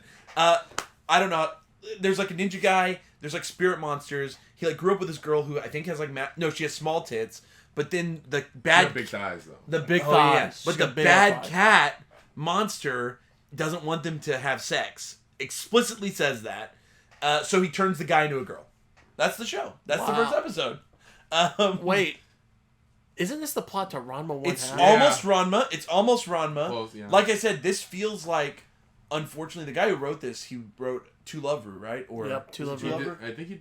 I Or think am I he did the mixing art it up? for Tula Ru. No, Oh. To Love Ru, and then But he did Black Cat. technically Black. Black Cat. Yeah. Which I- Black Cat is like Yeah, but Black Cat was great for its time. It's like this guy is still writing stuff in that for time. that time. This just didn't feel. It felt super dated, which is weird to say because it's new. This is not an old manga. Yeah. This is a new manga, and it just felt very dated. The jokes felt weirdly like out of the early 2000s. There was just a lot of. It was also randomly censored. It was like one booby shot, and it got censored. Which I was like, come on, man. I was like, you're going to censor the one booby shot? Boobies? Come on. Yeah. One single booby shot? Yeah, I mean, come on. They run around jump. Come on, free the booby. They run around Chill. jump. Free the booby. Come on. But genuinely, like, there was not a lot going on. I mean, there was, like, the grandpa, and he was like, he's the strongest spirit monster. Use this, the thing that captured Piccolo in Dragon Ball to suck him in. Oh, yeah, I remember. I actually think Luigi used that, too. He did. That is Luigi's... What is the name? Evacuate. No. I just... And the worst part is, on top of it being, like, a very generic, like, what felt older than it should, anime, it also was not super... They didn't do much... The animation, art, it all feels very cookie cutter, too. Like, nothing about it really felt modern or like something that really should be and I guess maybe the author was thinking like, oh, I'll write something kind of in that style and it'll appeal to people who were into that at the time. But I think for a lot of us that were into it at the time, we've kind of grown out of it, and a lot of new anime fans really are looking for something different or more. I don't think these are the types of shows that they go to. The ecchi harem rom-com is just not as big as it used to be. They want more of the odd couple rom-coms, honestly. Or with a little bit of wholesome, or like a little bit of, reality baked in. The dress-up darling, or the Komis of the world.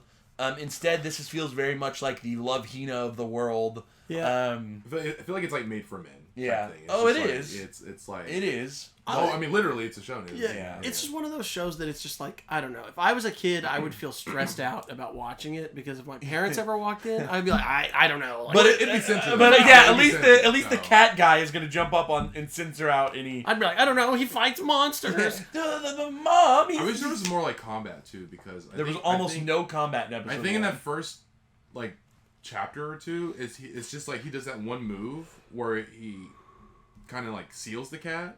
But like, that's like the only like combat that we really see. And because it's not a combat show. It's a titty show. It's a titty show, I guess. And if you guys didn't know, this was originally a Shonen Jump manga, like real Weekly Shonen Jump. And instead of being canceled, it somehow has been moved just to Jump Plus, and it's just still going. So maybe there's something that happens later. Etchier, I guess. And it gives them that opportunity to be. But maybe something happens later and it gets a little more fun. I don't think the character dynamic was like that bad. But the whole just like one character's gender has been swapped is like super played out. I mean, that's just a trope that's been around for so long.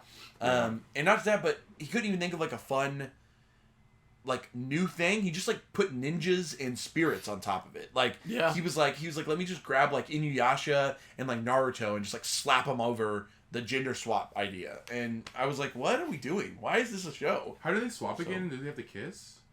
In Ayakashi? Yeah. Did they talk about it in the first episode? Even remember. Is it like a hand? I thought it was like a hand gesture. I thought he was stuck as the girl. No, he can swap back and forth. What the fuck? Maybe they didn't get into it in the first episode. He gets turned into a girl and then he like goes to the house and he's like, I have tits. Ah! It's pretty. I think it's pretty early. I think it's like within the first few chapters he discovers, I can go back. But yeah. It's like some whenever he jumps into cold water. Okay, Yeah, that's what. What's the plot of Rama 1? It's like something that's like dumb that causes him to go back. Yeah, like jumping into cold water. It's probably connected to the fact that the cat really didn't want them to have sex. Yeah. So maybe it has some sort of connection back to that. So like maybe when he does something sexual or something, I could see that. You know what I mean? Yeah. But I don't know. I've never read the manga and I didn't like the anime. What if we all just look dumb as hell though? Other they thoughts? said it in episode 1. They might have. I just forgot it then. It's been a month. Well, no, I think it's later on because they like spoilers. They like the cat gets on. David's read way more of this than I thought. I read like the first 10 chapters. Oh my god! He said the first volume. Now it's 10 read chapters. like yeah, that's like almost 2 volumes. I read the first volume. Well, I read a little bit more on the app, and then I read the first volume again. This guy. Yeah, I got nothing else to add. I mean, it's just a dirty show. It's like I'm done. You're just gonna thumbs it down. Kenny, what's the thumbs? Thumbs down. I was trying to figure out how he swaps back. I guess just another cat helps him swap back. Oh, there's another cat? I guess we'll find out. Why are you doing that? Why? What is that thumb, David? No! Hey, David watches them all, Jerry, okay? No matter how bad. If I start a show, I have to finish it. I'm not watching any show. I'm telling you right now. I'm going to talk about Tomo-chan as a girl. Damn it. This might be the best one. Like, Tomo-chan as a girl, out of the 13 shows that we watched, was my favorite show. Okay. This is my number 1 favorite show. yes, this is another one of those odd couple high school romances. Mm-hmm. And the whole plot is Tomo is a girl, but she's very strong. She's super tough. She's like, I guess, mass presenting. And so the way that people interact with her, I would argue that she's almost not. She's not really mass presenting. No, yeah, most of the other characters acknowledge her as a girl. The whole thing maybe is like a strong girl, but like everyone else is like, oh yeah, that's a woman. Well, no, It's there are her times frame. where other characters like see her and like their first impression is like that she's a boy. Like that she's a boy. Episode 1? Yeah. Or are you talking about later? Yeah, I don't I've remember. only watched it. The two girls that are like into her senpai think she's a boy For a half second, Yeah. but then they realize it's a girl. Yeah. Yeah, But that's what I'm saying. Like it was there's- like a super quick turnaround. Like the main joke of the show is that people see Tomo and like, oh, that's a dude, and then meet her or whatever, and they're like, oh, it's actually a girl. Yeah. But Tomo's main buddy guy, or sorry, main buddy friend is a guy. Why'd you say it like that? I was trying to like say it in a way. I don't know. You're I was counting trying her to- out. Her main love interest. Her love interest. Her love interest. They're They're clearly in shut love with each other. No, well, he's not in love with her. Yes, he is. Absolutely. Did you not watch episode 1? Absolutely. Whenever he ran away with that He umbrella, is in bro? love with her. What are you saying? He- I- the whole thing is that he has no way of saying it. He's nervous. It's raining. Oh, it's raining. Oh, that gonna no. ruin the Oh, podcast? wait. No. No. Okay, well, everyone, it's raining. Is it going to ruin the podcast? Wait. Oh yeah, it's picking it up big time. We just have to pause? Well, it's okay. We can. We just got to keep We going. take a break or power through. We'll just power through. We just because gotta what if keep power going. goes out again. Oh, yeah, we got to with keep the rain. Everybody, Jerry's power went out. Fine, let's just power through. We'll power through. Hey, So, we okay. apologize for the rain noises. It is raining, and my room has like a skylight, so you can kind of hear the rain against the skylight. Okay. You're experiencing it with It's okay. Yeah, it's already, it's already about- slowing down. You know, the good thing about the world is that there's background noises in the real life. So. Yeah, yeah. Anyway, Tomo-chan is a girl. Tomo's main love interest is a guy. Treats her like another one of the bros, but she wants something more with him. And Yes. we're gonna, throughout the series or throughout the season, I'm assuming we're gonna see her try to bridge the gap, and start a relationship with him. So, episode 1, I liked it a lot. Again, favorite show of the 13 for me. Thoughts? Anything to add? I really liked it. I liked the relationship between the guy and her friend. I don't remember her They friend. like hate each other. But they don't hate each other. They just, I assume that they just try to have conflicting opinions about what should and shouldn't be said. So Right. because The like emo girl, Yeah. she just wants them to be together. yeah, Yeah. And the guy clearly has no idea how to express himself. yeah, he doesn't want to He's change the a status dumb guy. quo because he's Yeah. scared. Yeah, he's like, if I ruin this, I'm gonna lose my friend. But Yeah, my best He friend. also clearly cares for. Oh Tomo, yeah, come so. on. But she does too. Okay. I think the best part about the show was the characterizations. It's clearly a strong, like, character work compared to a lot of these odd couple romances. It's not perfect. I think I can't remember the emo girl's name. She's clearly kind of a tropey type character for one of these shows. Yeah. But yeah, I mean, I think that the strongest piece was you've got this very interesting character in Tomo. You've got her friend who's sort of managing this like these odd feelings. Clearly cares about Tomo. Doesn't know how to get rid of blah blah blah. And then the introduction of like the other girl in the scenario is also very interesting. I think they did some fun stuff with all of that. There's also like another guy that actually was like kind of into Tomo in the first episode. Yeah, right? her senpai Yeah. in the judo Senpai. club. That was kind of Or- interesting as well because The karate it turned that like a lot of people there was like I feel like people when she was at like there was like a lot people were like, oh, that's kind of hot. That's what I'm getting at. Yeah, That she's in a club with like all guys? No, yeah, like the other guys in the club, there was clearly like some affection towards her, yeah. I think as if she's very feminine there, Yeah. despite that being like a very masculine thing to do. So again, the characters were my favorite part. It actually had some good jokes, and I remember laughing quite a bit. Yeah. And overall, I was like, yeah, this. I think if you're gonna watch, this is like the rom-com one to watch. I think this season. Yeah. I think Tomo's characterization too is like, I'm tired of the odd couple where like one of them is like lame and uninteresting and not cool at all, and you're like, Yeah. so why do they like them? Yeah. And Tomo is not. She's like charming and she Yeah. has friends, and I love the scene at the end where she's like, you guys want to know how to get closer to him? Like, oh my god, like, Yeah, she loved it. she's just someone who lives with Kind of a emotion, and that's very charming in a main character. She's vibey as hell, honestly. Yeah. But, It's I mean, not really like odd. This is like the most like You're right. pretty, like normal odd couple. Like Yeah. their tropes or like their quirks aren't really quirky. right. No. Her quirk is that she's just very masculine. She's a She masculine. does things that are mostly maybe considered more masculine, but Yeah. her dad is like a karate teacher or whatever. Yeah. And there's like clearly a lot of other elements that have like bred into like being her who she is, but Yeah. she's also, I mean, has a lot of She clearly had a lot of feminine traits too in the first episode, which I thought was cool. Yeah. So. It was just a very good characterization, and she was very charming, and she was charming to the characters on screen as well. Like she was charming. She's cool. Yeah. To the people. She's in like her actually a life. good person. Yeah. Like that was Yeah. So- Okay. Cool. Thumbs. I'm a thumbs up. I think this might have been my favorite opening song too. I'm gonna actually put it. I don't know if I'm gonna watch more, but I'm gonna side thumb it because You're gonna say I it can was see your it. favorite opening song, and you're gonna side thumb? Yeah. What's wrong with that? I think it had a really good opening. I'm trying to remember it, but I think this one had a good I'm opening. so bad with memorizing openings. Yeah, I think this was one of the openings that I liked though. Okay. Kenny. All right, Kenny. This one, I think these are our last three. I gotta be honest. There's I four don't more, even so know what four happened. more. You tell me what happened. Okay. What happened in Nier Automata? I honestly, when I Tell got me- when I tell got me to what the- happened. when I Tell me got what to the end of the first Tell episode, me what happened. I texted one of my friends. I said, did I need to play the game before this? Because I'm confused. And he was like, no, that's how the game starts. And I was like, oh, cool. Oh. I watched it The once. only thing I gleaned from this show I was is also that there's a planet that could or might not be Earth that is like overrun by like technology, and people are sending, I think, robots. Some higher authority, we don't know if it's people, are sending like robots to the planet to like clear the technology out or like destroy it. Yeah. So there's like a main robot, but for some reason the robots they're sending down have emotions, which is like the AI has evolved Cyborgs. too far. Yeah, Androids? No, I think Androids. they're both the two characters' bodies get completely obliterated, and their consciousness is uploaded into a second body at the end. That's how the first episode ends. Right. And if you remember the guy, they lost his memories from the moment they met to the end of that first fight. And so when he got re-uploaded, he only has memories prior to meeting her. But she What was his name? kept Like 2A or something? yeah, they all They're have just all letters and numbers. It's because they're just like robots, but they clearly have like. I think it's trying to just show us like there's like a flaw in them. They have like emotions. I don't know, Kim. It was just so. That's like, what I got out of it. The show was so. Yeah.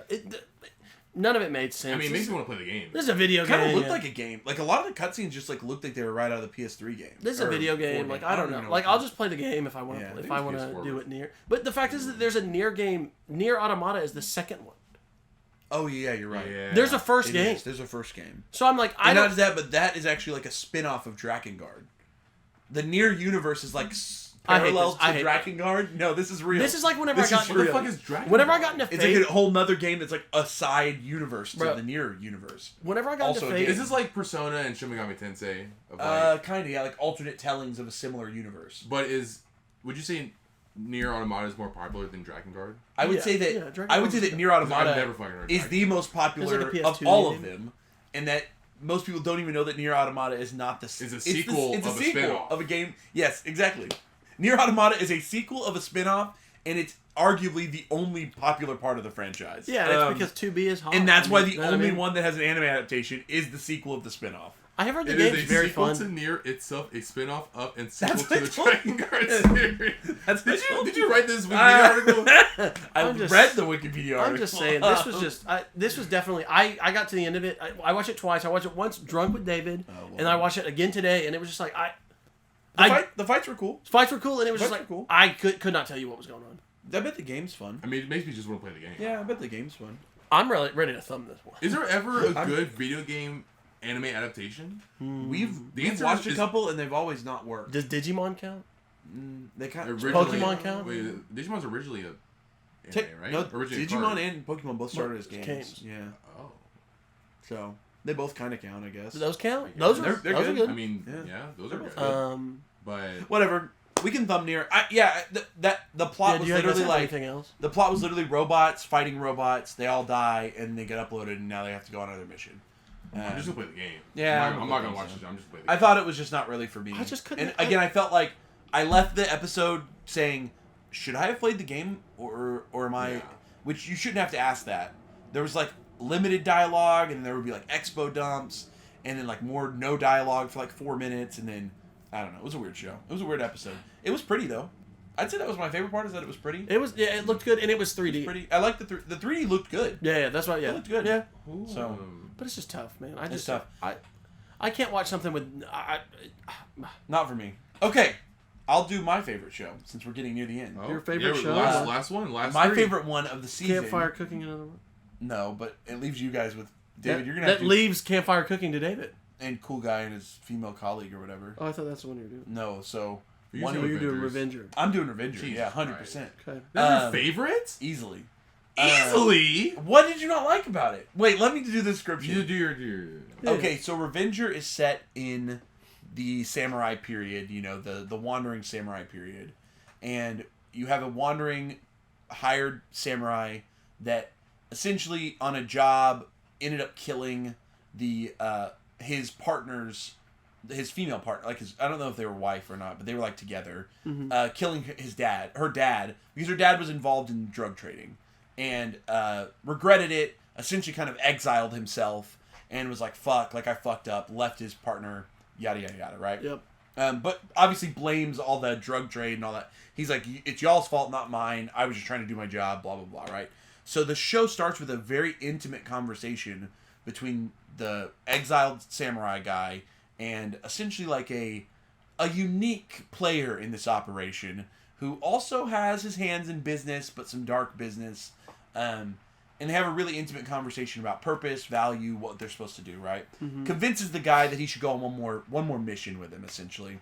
So they kind of get introduced to the little team. It's like 3 or 4 people. One of them's like a gunman. One's like he builds stuff, samurai. And there's like a little girl who has like a kite. Yeah, right. Yeah, there's like things that she throws. Beside the point, one more mission, and it's to try to stop out the drug trade in their city. So they go on the mission. It goes mostly smoothly, but like mid-mission, they realize like, oh boy's gone. And he essentially like went and killed like the big dog and was like going to go back to his partner and like show like, oh, he made it up to her. Right. And he gets there and she's dead, and the episode cuts. And for me, oftentimes when I'm looking for a show to watch, I like it when someone's able to take a plot and introduce the characters, introduce the world, and then also have fun action, a good understanding of like what you're doing and why we're doing it, but not give away too much, right? There's a good way to do that. Tell us the names, let us kind of understand what they do, but don't tell us enough to know like exactly what's going to happen, right? So give some allure, give some mystery, and when a show can set that up properly in the first episode, it makes you go, oh, I would like to see what happens to these characters. And to me, Revenger knocked it out of the park. I don't think there was a moment in that first episode where I said like, oh yeah, like this is missing. You know what I mean? Maybe I do think that the group of characters, they clearly are like some tropes, you know, which is fine. I don't think that it did it poorly. I think that the characters were actually pretty cool. I can't remember the white-haired guy's name, but he clearly has a good handle on the way they talk. And for me, dialogue is really important. And if characters sound natural, and like they're having slow-paced, nice dialogue, and things aren't just like zipping around, I really enjoy that. And we learned more about the world through the way they talked about things than it just telling us things. Or it would show us. You know, we learned that these dudes are fucked up because they were doing fucked up things. And then on top of that, they were sitting around having drinks, doing all this. So you as a viewer, you're able to say, oh, dude, I fucking hate those guys. And it's okay. And then you're like, not okay, but so when the guy comes and cuts the shit out of him, you're kind of bought in. You're like, oh, damn. You're like, he got what's coming. This dude's doing something that means something. And to me, I felt like for a 22-minute episode of an original anime, I believe. Yes, it is. This was solid. And it's what we've learned, though, with these original animes is that they might have like a really great first episode. Mm-hmm. By like mid-season, they just totally fall in the toilet. I'm about to say it's a coin. It's because really I bet is. they get sold on the idea like, oh, this is a right.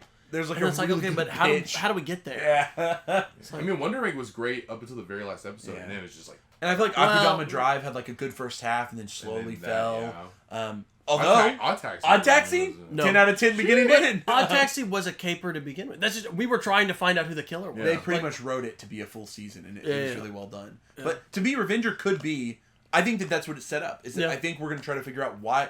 Clearly, someone is haunting and or fucking with our main guy. Yeah. And why? And that's the question I left the first episode with: is who and why. And we don't know that yet, and I like that. I thought all the characters were really genuine. They all spoke really normally.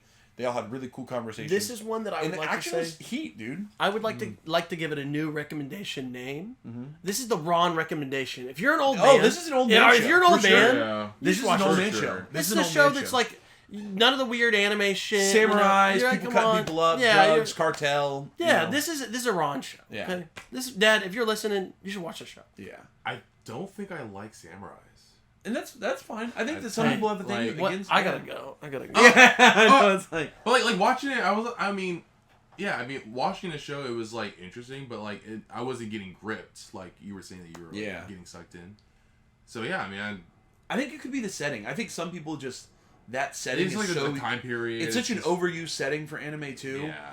That I think sometimes it's just like I just can't do it. You know, the setting just won't work for me. Like what was that one? Like Batsumoto Bad Boys or whatever that one was. Oh, that one was really cute though. That one. I mean, I like Shaman King guy. Bakumatsu Bad Boys. It was really cute, but that one was intentionally. It was like that period, but like it was over the top shonen. Yeah, it was super shonen. Oh it yeah, was very like, shonen. which was on purpose. So I think that was like the. Yeah. They were like, oh, let's do a samurai show like that, but like really overplay the vibes. Yeah.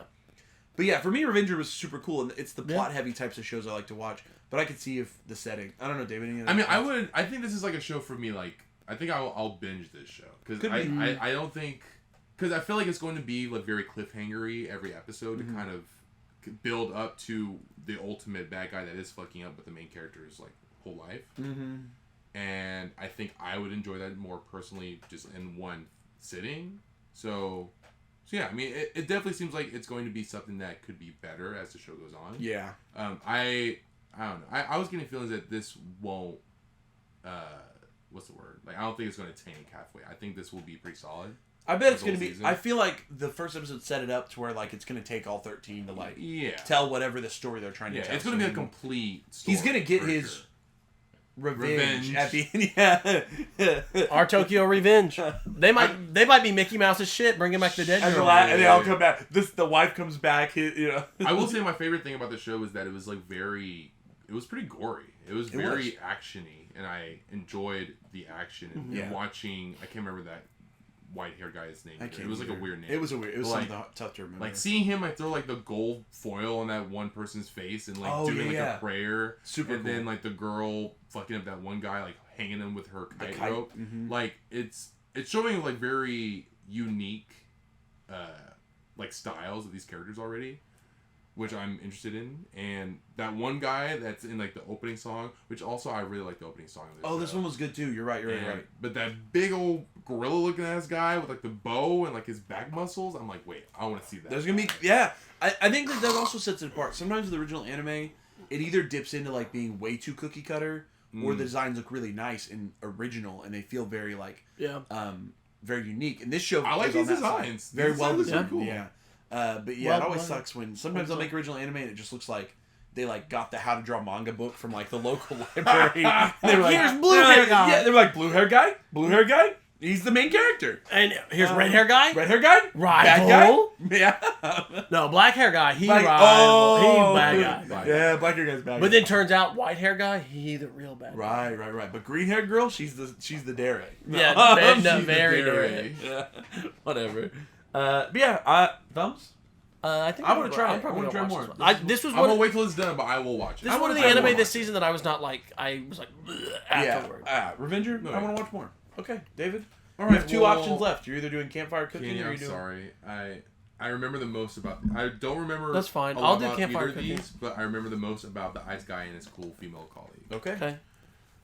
So This is again, technically another our kind of- third odd couple. Another kind of odd. This couple. is an odd couple. Yeah. This one's Yeah. more like a shoujo. I don't know if it's actual shoujo. No, Sorry. I think this is an actual shoujo. Okay, because it feels. Well, it David, felt you do more- you do the plot. Okay, I'll look. okay. I would So- say it felt like that. You know what I mean? I could feel Yeah. it. So we're taking the odd couple trope and we're mixing some things up about it. So this is set in a office space. So our characters are much older, not in high school.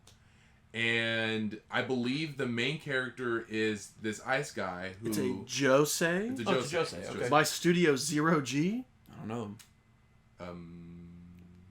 Zero No idea. from What have they done Vampire again? They did Nothing. They didn't do Okay. nothing. But anyway, so Grand Blue so Dreamin'. there's Grand Blue. two important characters. So our main character is a guy. My roommate is a cat. He has ice powers because I believe he's like a descendant of like ice fairies or like some kind of like mystical ice being.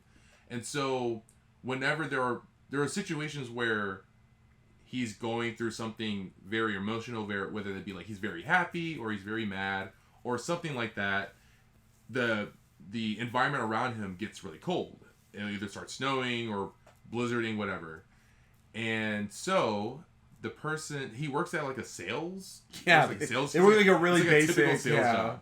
And his manager, Very Wotakoi ass job. his manager is like, I don't think she has any special powers. She's just a normal girl, but she has red hair. Yeah, don't get ahead of yourself because other characters in the office were like sprites. You know, like, There's Are we introducing any of them in the first episode? I don't remember. There was like one other one. One of the other like pod mates. Like I don't remember what power it was though, but there was one other one. But yeah. So the first episode, we see our main character, Ice Guy, start his first day of the job, and we meet characters. And the first important character that we meet is his manager, who I think is just a normal girl with red hair, and there is, I believe, going to be some kind of like buddy romance between the two. Mm-hmm. And we do meet other characters. Apparently, there are other like sprites. Yeah, there was like I can't remember what the other. There was like another like elemental that worked with him, but I'm not remembering what the elemental was. It was like a wind or or earth or something. I'm forgetting, but earth, wind, fire.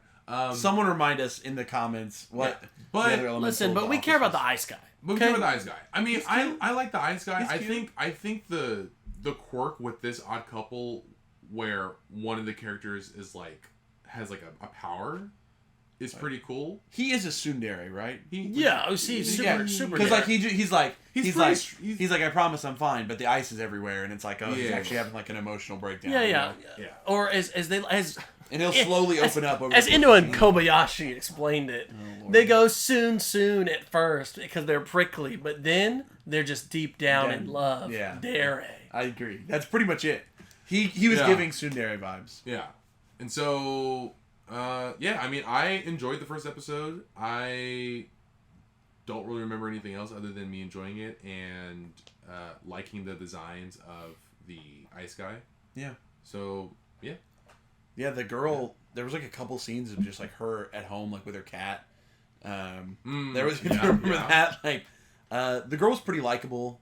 I found her likable. Yeah. She's cool. I mean. Yeah, and I think that was cool because the guy is sort of more of like the awkward one. Not awkward, but like he's just not. He's like timid. Super emotional, you know, or like not on the outside.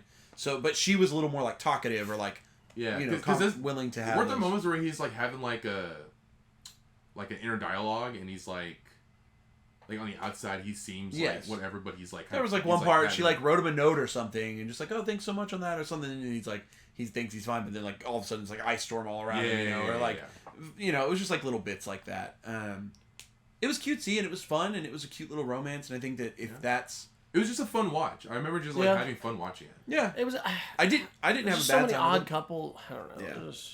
I think that the fact that it clearly, and now that you looked up that it was a josei, it's a josei. I could feel it. This felt a little bit more intentional about its romance. Yeah. It felt a little bit more about like the, you know, I could tell that they wanted to appeal maybe to an audience that's traditionally female with this one. But it was actually good. I mean, I don't think that it was bad by any means. I just don't know if it's something I usually would watch.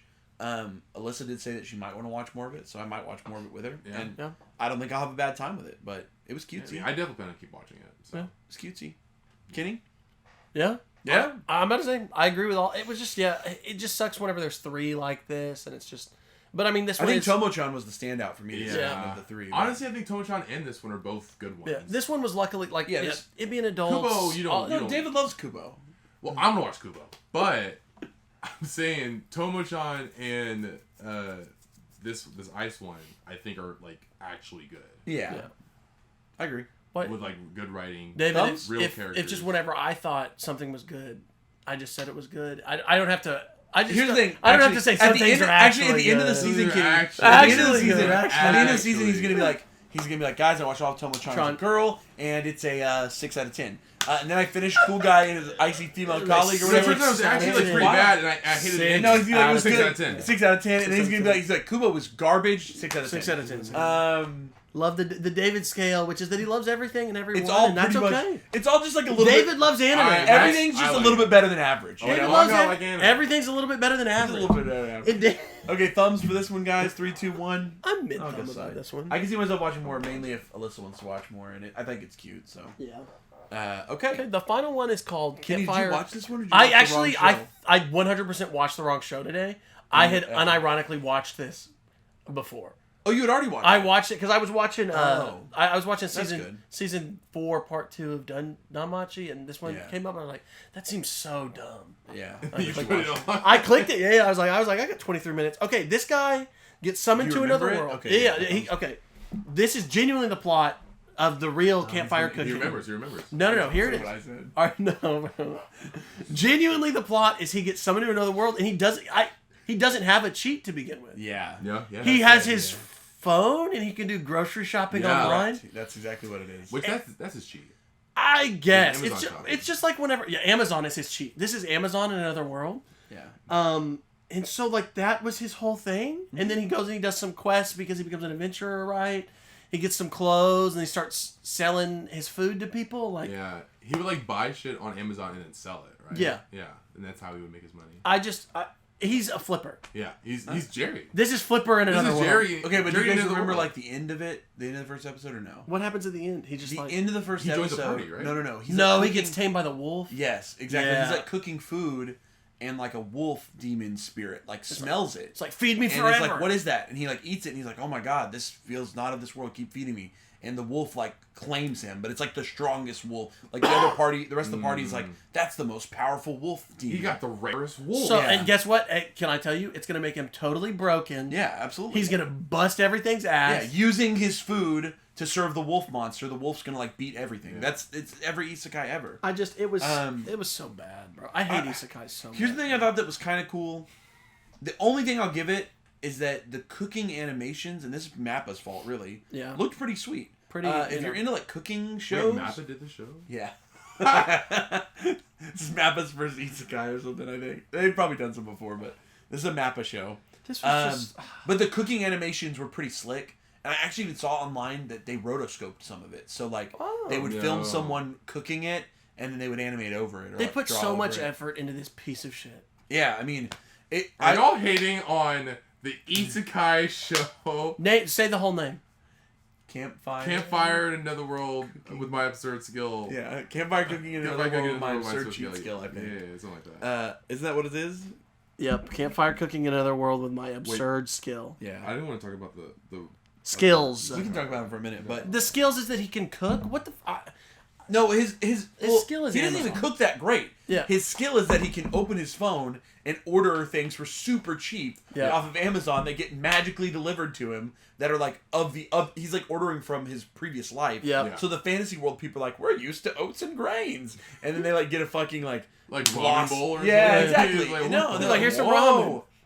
It's a silly premise. So and I think that if you're just into the cooking aspect, like it probably would make for like a good background show. If you just like, I think the all cooking isekais are stuff. background shows. Exactly. Like I just don't know if there clearly was.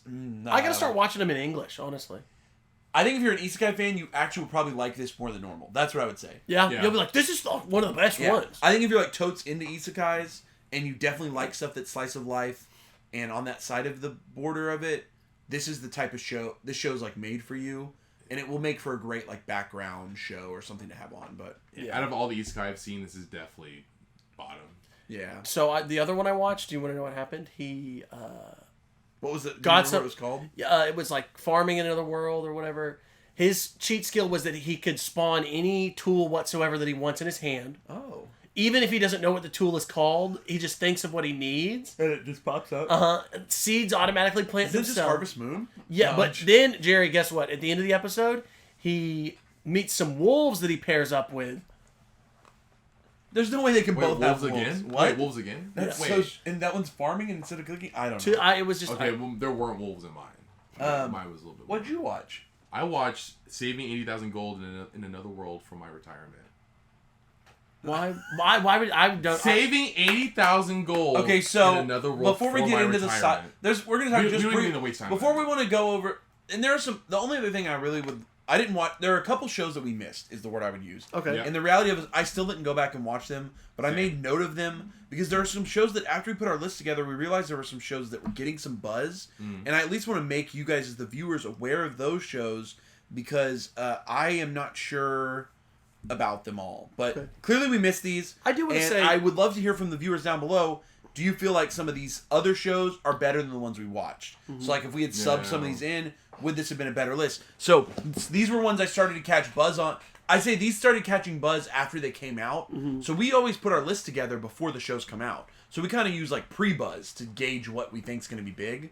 But after the fact, some of these shows got more buzz. So the first is called Onimai, I'm Now Your Sister. I think we would have hated that show. So I'm kind of happy we didn't watch it. But it was getting some buzz. Mainly for, I think, it just being really well animated is what I saw. Really?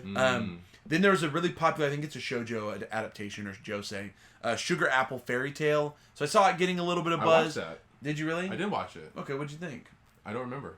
Cool. So Sugar Apple Fairy Tale.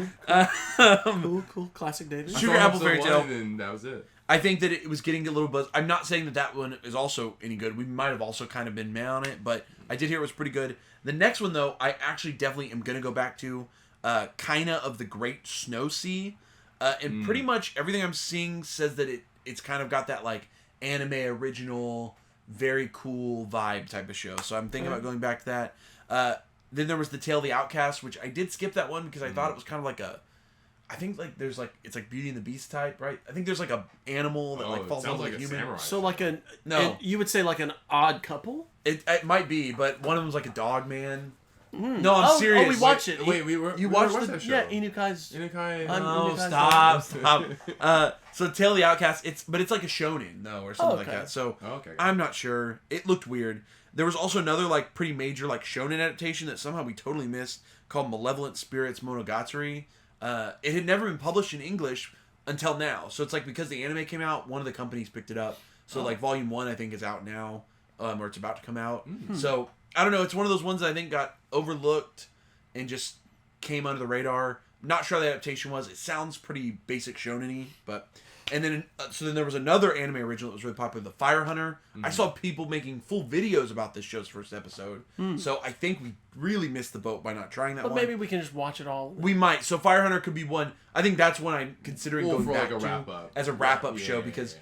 I think it's one of those ones that's way more theatrical. It's got a little bit more of that like anime original flair to it. Right. So I really want to check that one out. And then lastly, the goat of goats, me and Roboco. Me and Roboco. Me and Roboco. All right. And you want to know why we just Me not? and Roboco. Head out. If you've watched this podcast, you know we love Me and Roboco here, and it finally got an anime adaptation. Yeah. But it just did not get subtitled by any legal streaming service, which is, Wow. if you've watched our show, you know we try to stick to shows that are available through the legal means. It doesn't mean we might not double back and watch Roboco. It is coming out in like 5-minute episodes, Yeah. so it's not coming out in like full 30-minute episodes. gosh. They're doing like the... You know, it's like they'll like adapt a chapter as an episode and just let Right. that be at 4 Right. minutes or whatever. But so those were some shows we missed. So I'm curious if anyone watched the 13 we watched and then also watched some of these. Had we subbed some of these in, would this have been a stronger season? Because I think overall we all agree, pretty weak season. Yeah. Yeah. There was only like I liked one that probably was not good, and then Me too. then so- I mean we all liked the one that was good. Yeah, pretty much. Although there are some cool season 2s this season. That so I mean that's let's be Did you honest. guys- wait, did know, you guys start? You know we're all watching. So season Well- so listeners, so season 2 of Don't Toy with Me. Oh, what's he talking about? Second Attack. Season 2 of Vinland Saga. That's the one. Season Yeah, 2 of yeah. Okay, Tokyo wait. Revenge- Well, you glossed Se- over it too fast. Season 2 of Vinland Saga. There it is, baby. The there farm it is. arc, baby. Absolute goat tier. I've seen all. Season Episode 2. 5 just came The out latest right one's before we so filmed this. good, bro. Oh my god, guys. It's really Vinland good. Saga Season 2. If you haven't watched Season 1, go fucking watch it. Watch Season 2. This is It's what that's anime probably should be, man. easily the best show this whole great season. show. God, I love how the plot threads as they I don't know just everything in front of Thorfinn this season is Guys, just so the great. episode, I'm going to spoil. Are you guys watching No, episode I 4 have yet? not watched I saw the one with it's the big. Did you watch episode 4 though? Not 5? That's the one with. Wait, I saw last week's episode. Canute was 5. Oh, okay. Then I already saw 5. Okay, Oh, I've Canute not was seen 5. 5. I watched 5. Return of Canute. Did you? What was the last one you saw? Last week's. So the one where he was sleeping and he was having the bad dreams and he was trying to choke him out. That was like my favorite episode of the show, maybe ever. Yeah. Thorfinn's dreams and like the shit haunts him. whole. I think that whole. Okay, I usually give Mappa crap, but here's the deal about this one. Most of the staff that did the Wit Studio one went to go work at Mappa to make this version of the show. Yeah. Which is why it's holding some consistency with its first season, which is really good because the way that they did this episode 4 to me was maybe some of the strongest like drama that I've seen in anime in a long time. Not just like strong action or, you know, people getting cut up. This was like a very strong dramatic scene where I felt some shit and I was like, oh my god. Yeah. I was like, damn, they really expressed some deep fucked up shit about war and the way we handle it and death, and then all of a sudden like fucking just dropped all that. It was a crazy good episode. And we saw on screen a character that we just met 4 episodes ago already have character growth. Dude, straight up, I Einar was love like, Einar. And you're like, Einar's so awesome. He was like, right, Thorfinn holds so much from that war, from what made him evil. He is holding this on is wrap up stuff. so much. Sorry. Oh my god, this is the best. Anyway, I best just show on wanted TV. to Best show on I don't know TV. what the fuck they're saying. I Best just show on wanted to TV. say that there's Vinland Saga, Nagatoro, Bofuri. and Bofuri, Don Machi. Don Machi's back. Don Machi, and My Hero's still going. My Hero's still going, and Tokyo Revengers. Tokyo Revengers. I'm about to say just a lot of like season 2s and there is continuations. Trigun Stampede. And which, Trigun Stampede. and that's awesome. Netflix dropped a bunch of stuff like Record of Ragnarok season 2. They dropped Lookism, which you guys watched. Yep. We They did dropped watch Lookism. all of JoJo's is now out now. And there's one on High Dive that I saw I want to watch. Did you guys The see? webtoon? No, there's a new anime, Young Lupin. Oh yeah, they did. Which Young- that's like a continuation, so we didn't try that one. But Young Lupin, it's not a I was- continuation. It's more like a Prequel series. prequel. It's just like whatever, spin-off. like Joker and then Joker Zero or Yeah. whatever. So we got young. There's a couple. So this season there's did a drop lot. some extra stuff that we're definitely going to talk about in the coming weeks. That Junji Ito. Trigun Stampede, Junji Ito. There's a lot of other anime. Just this season of anime was shit. So. Yeah, when it comes down to just like the 13 new anime we tried, really didn't stand out very well. So let's just start bottom 3. What were y'all's worst ones? I'll go first. Beast of Ars. Okay. Number. That's my worst one. I hated that show so much. I'm gonna watch every episode. The plot is so it's just so bad. I hate it so much. Okay, so Beast of Ars. What were your others, kid? Farming Another World. That was shit terrible. We didn't even watch Farming. Oh well, the other Campfire. Okay. Every isekai that I watched this season was bad. Okay. And then I just didn't like Buddy Daddies. Was just so like. Was it bad enough to make you that like not put it in a Like bottom 3 though? What was worse than it? I don't know. The rest of them were Spy just Classroom? the rest of them were just middling. Nier. I don't even that one shouldn't exist. My bottom I 3 don't know. would be I guess Nier, Nier's my Nier, bottom. Spy dog? Classroom. Oh, the No, dog, I- top 3. I would- Shut up. I want to fuck fully that punt. dog. I want to fully punt Inukai's dog out of this list. There is no bottom 3, top 3 for it. It's gone It from didn't make it. no longer exists. The limit does not exist. Oh my god. David, what were your Bottom bottom 3, worst 3, Giant Beast of Ars, 3? Spy Classroom, and Nier. Mine are My Life as Inukai-san's Dog, Yep. Campfire Cooking Another World with My Absurd Skill, and honestly, probably Ayakashi Triangle. I really didn't. Really? Like it. I Okay. really didn't like Ayakashi. You like Triangle. Inukai's dog more? Oh wait, you I said It it's is the bottom no. three, bottom I Are those got your top 3, Jerry? God no. Jerry, what are top 3? Top 3. Can you go? Top 3. Top 3, Endo-san, and Kobayashi. I just loved it. It's a niche that inherently I like. Mm-hmm. Ippon, I think, was probably the best anime this season. And then Tomo-chan. Yeah.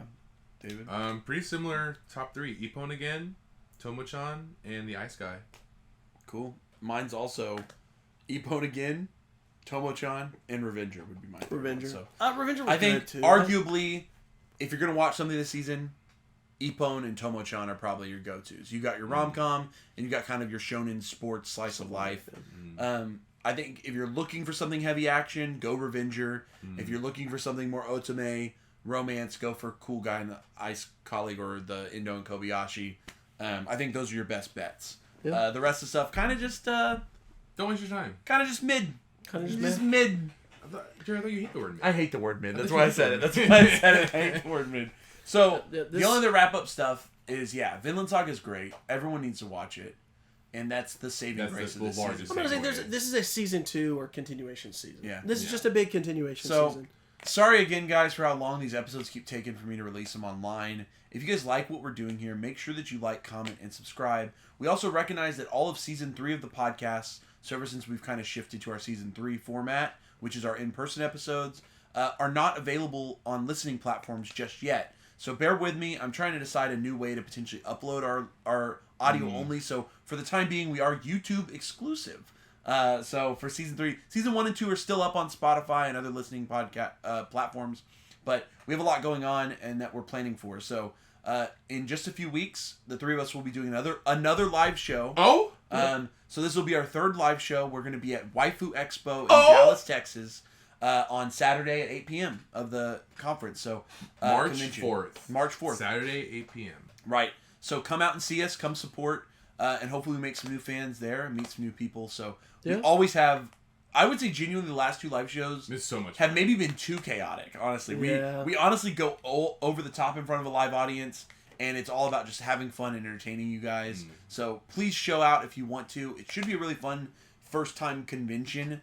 I think it's going to be a good time if you're around the Dallas area and want to come see us. So Saturday, 8 p.m., March 4th, it's like at a Hyatt. Dallas Hyatt Regency. Yep, Hyatt Regency. So come get tickets and come see us. Other than that, boys, anything else you need to add? Nope. You guys know I love to add.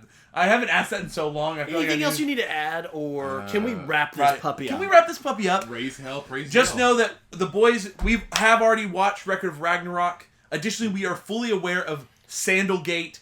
Why's he got those shoes latest. on? Why's he got Are those people shoes actually on? calling it Sandalgate? That's jokingly, but yeah. Sandalgate, which is the newest controversy with the One Piece live action. He's on the response for that, right? So we definitely are going to have some episodes to talk through all that. We want to talk to you guys about Record of Ragnarok Season 2. We all kind of enjoyed it. We definitely want to talk to you guys about JoJo's. I feel like Netflix is really on the up and up. I'm just going to be honest. No, they're not. They're trying to... No, they just did that bullshit. They're trying to do that bullshit with the passwords and shit. Yeah. You're right, but I think they're making better... up and up, I think they're making better they walked anime. It back. They walked it back. They're making better anime than they used to. I think That everybody's makes sense. investing in anime. Oh, yeah. Yes, everyone's making better anime than they used to. But we're going to get into that in the future, so make sure you guys stick with us. Make sure you smash that subscribe button.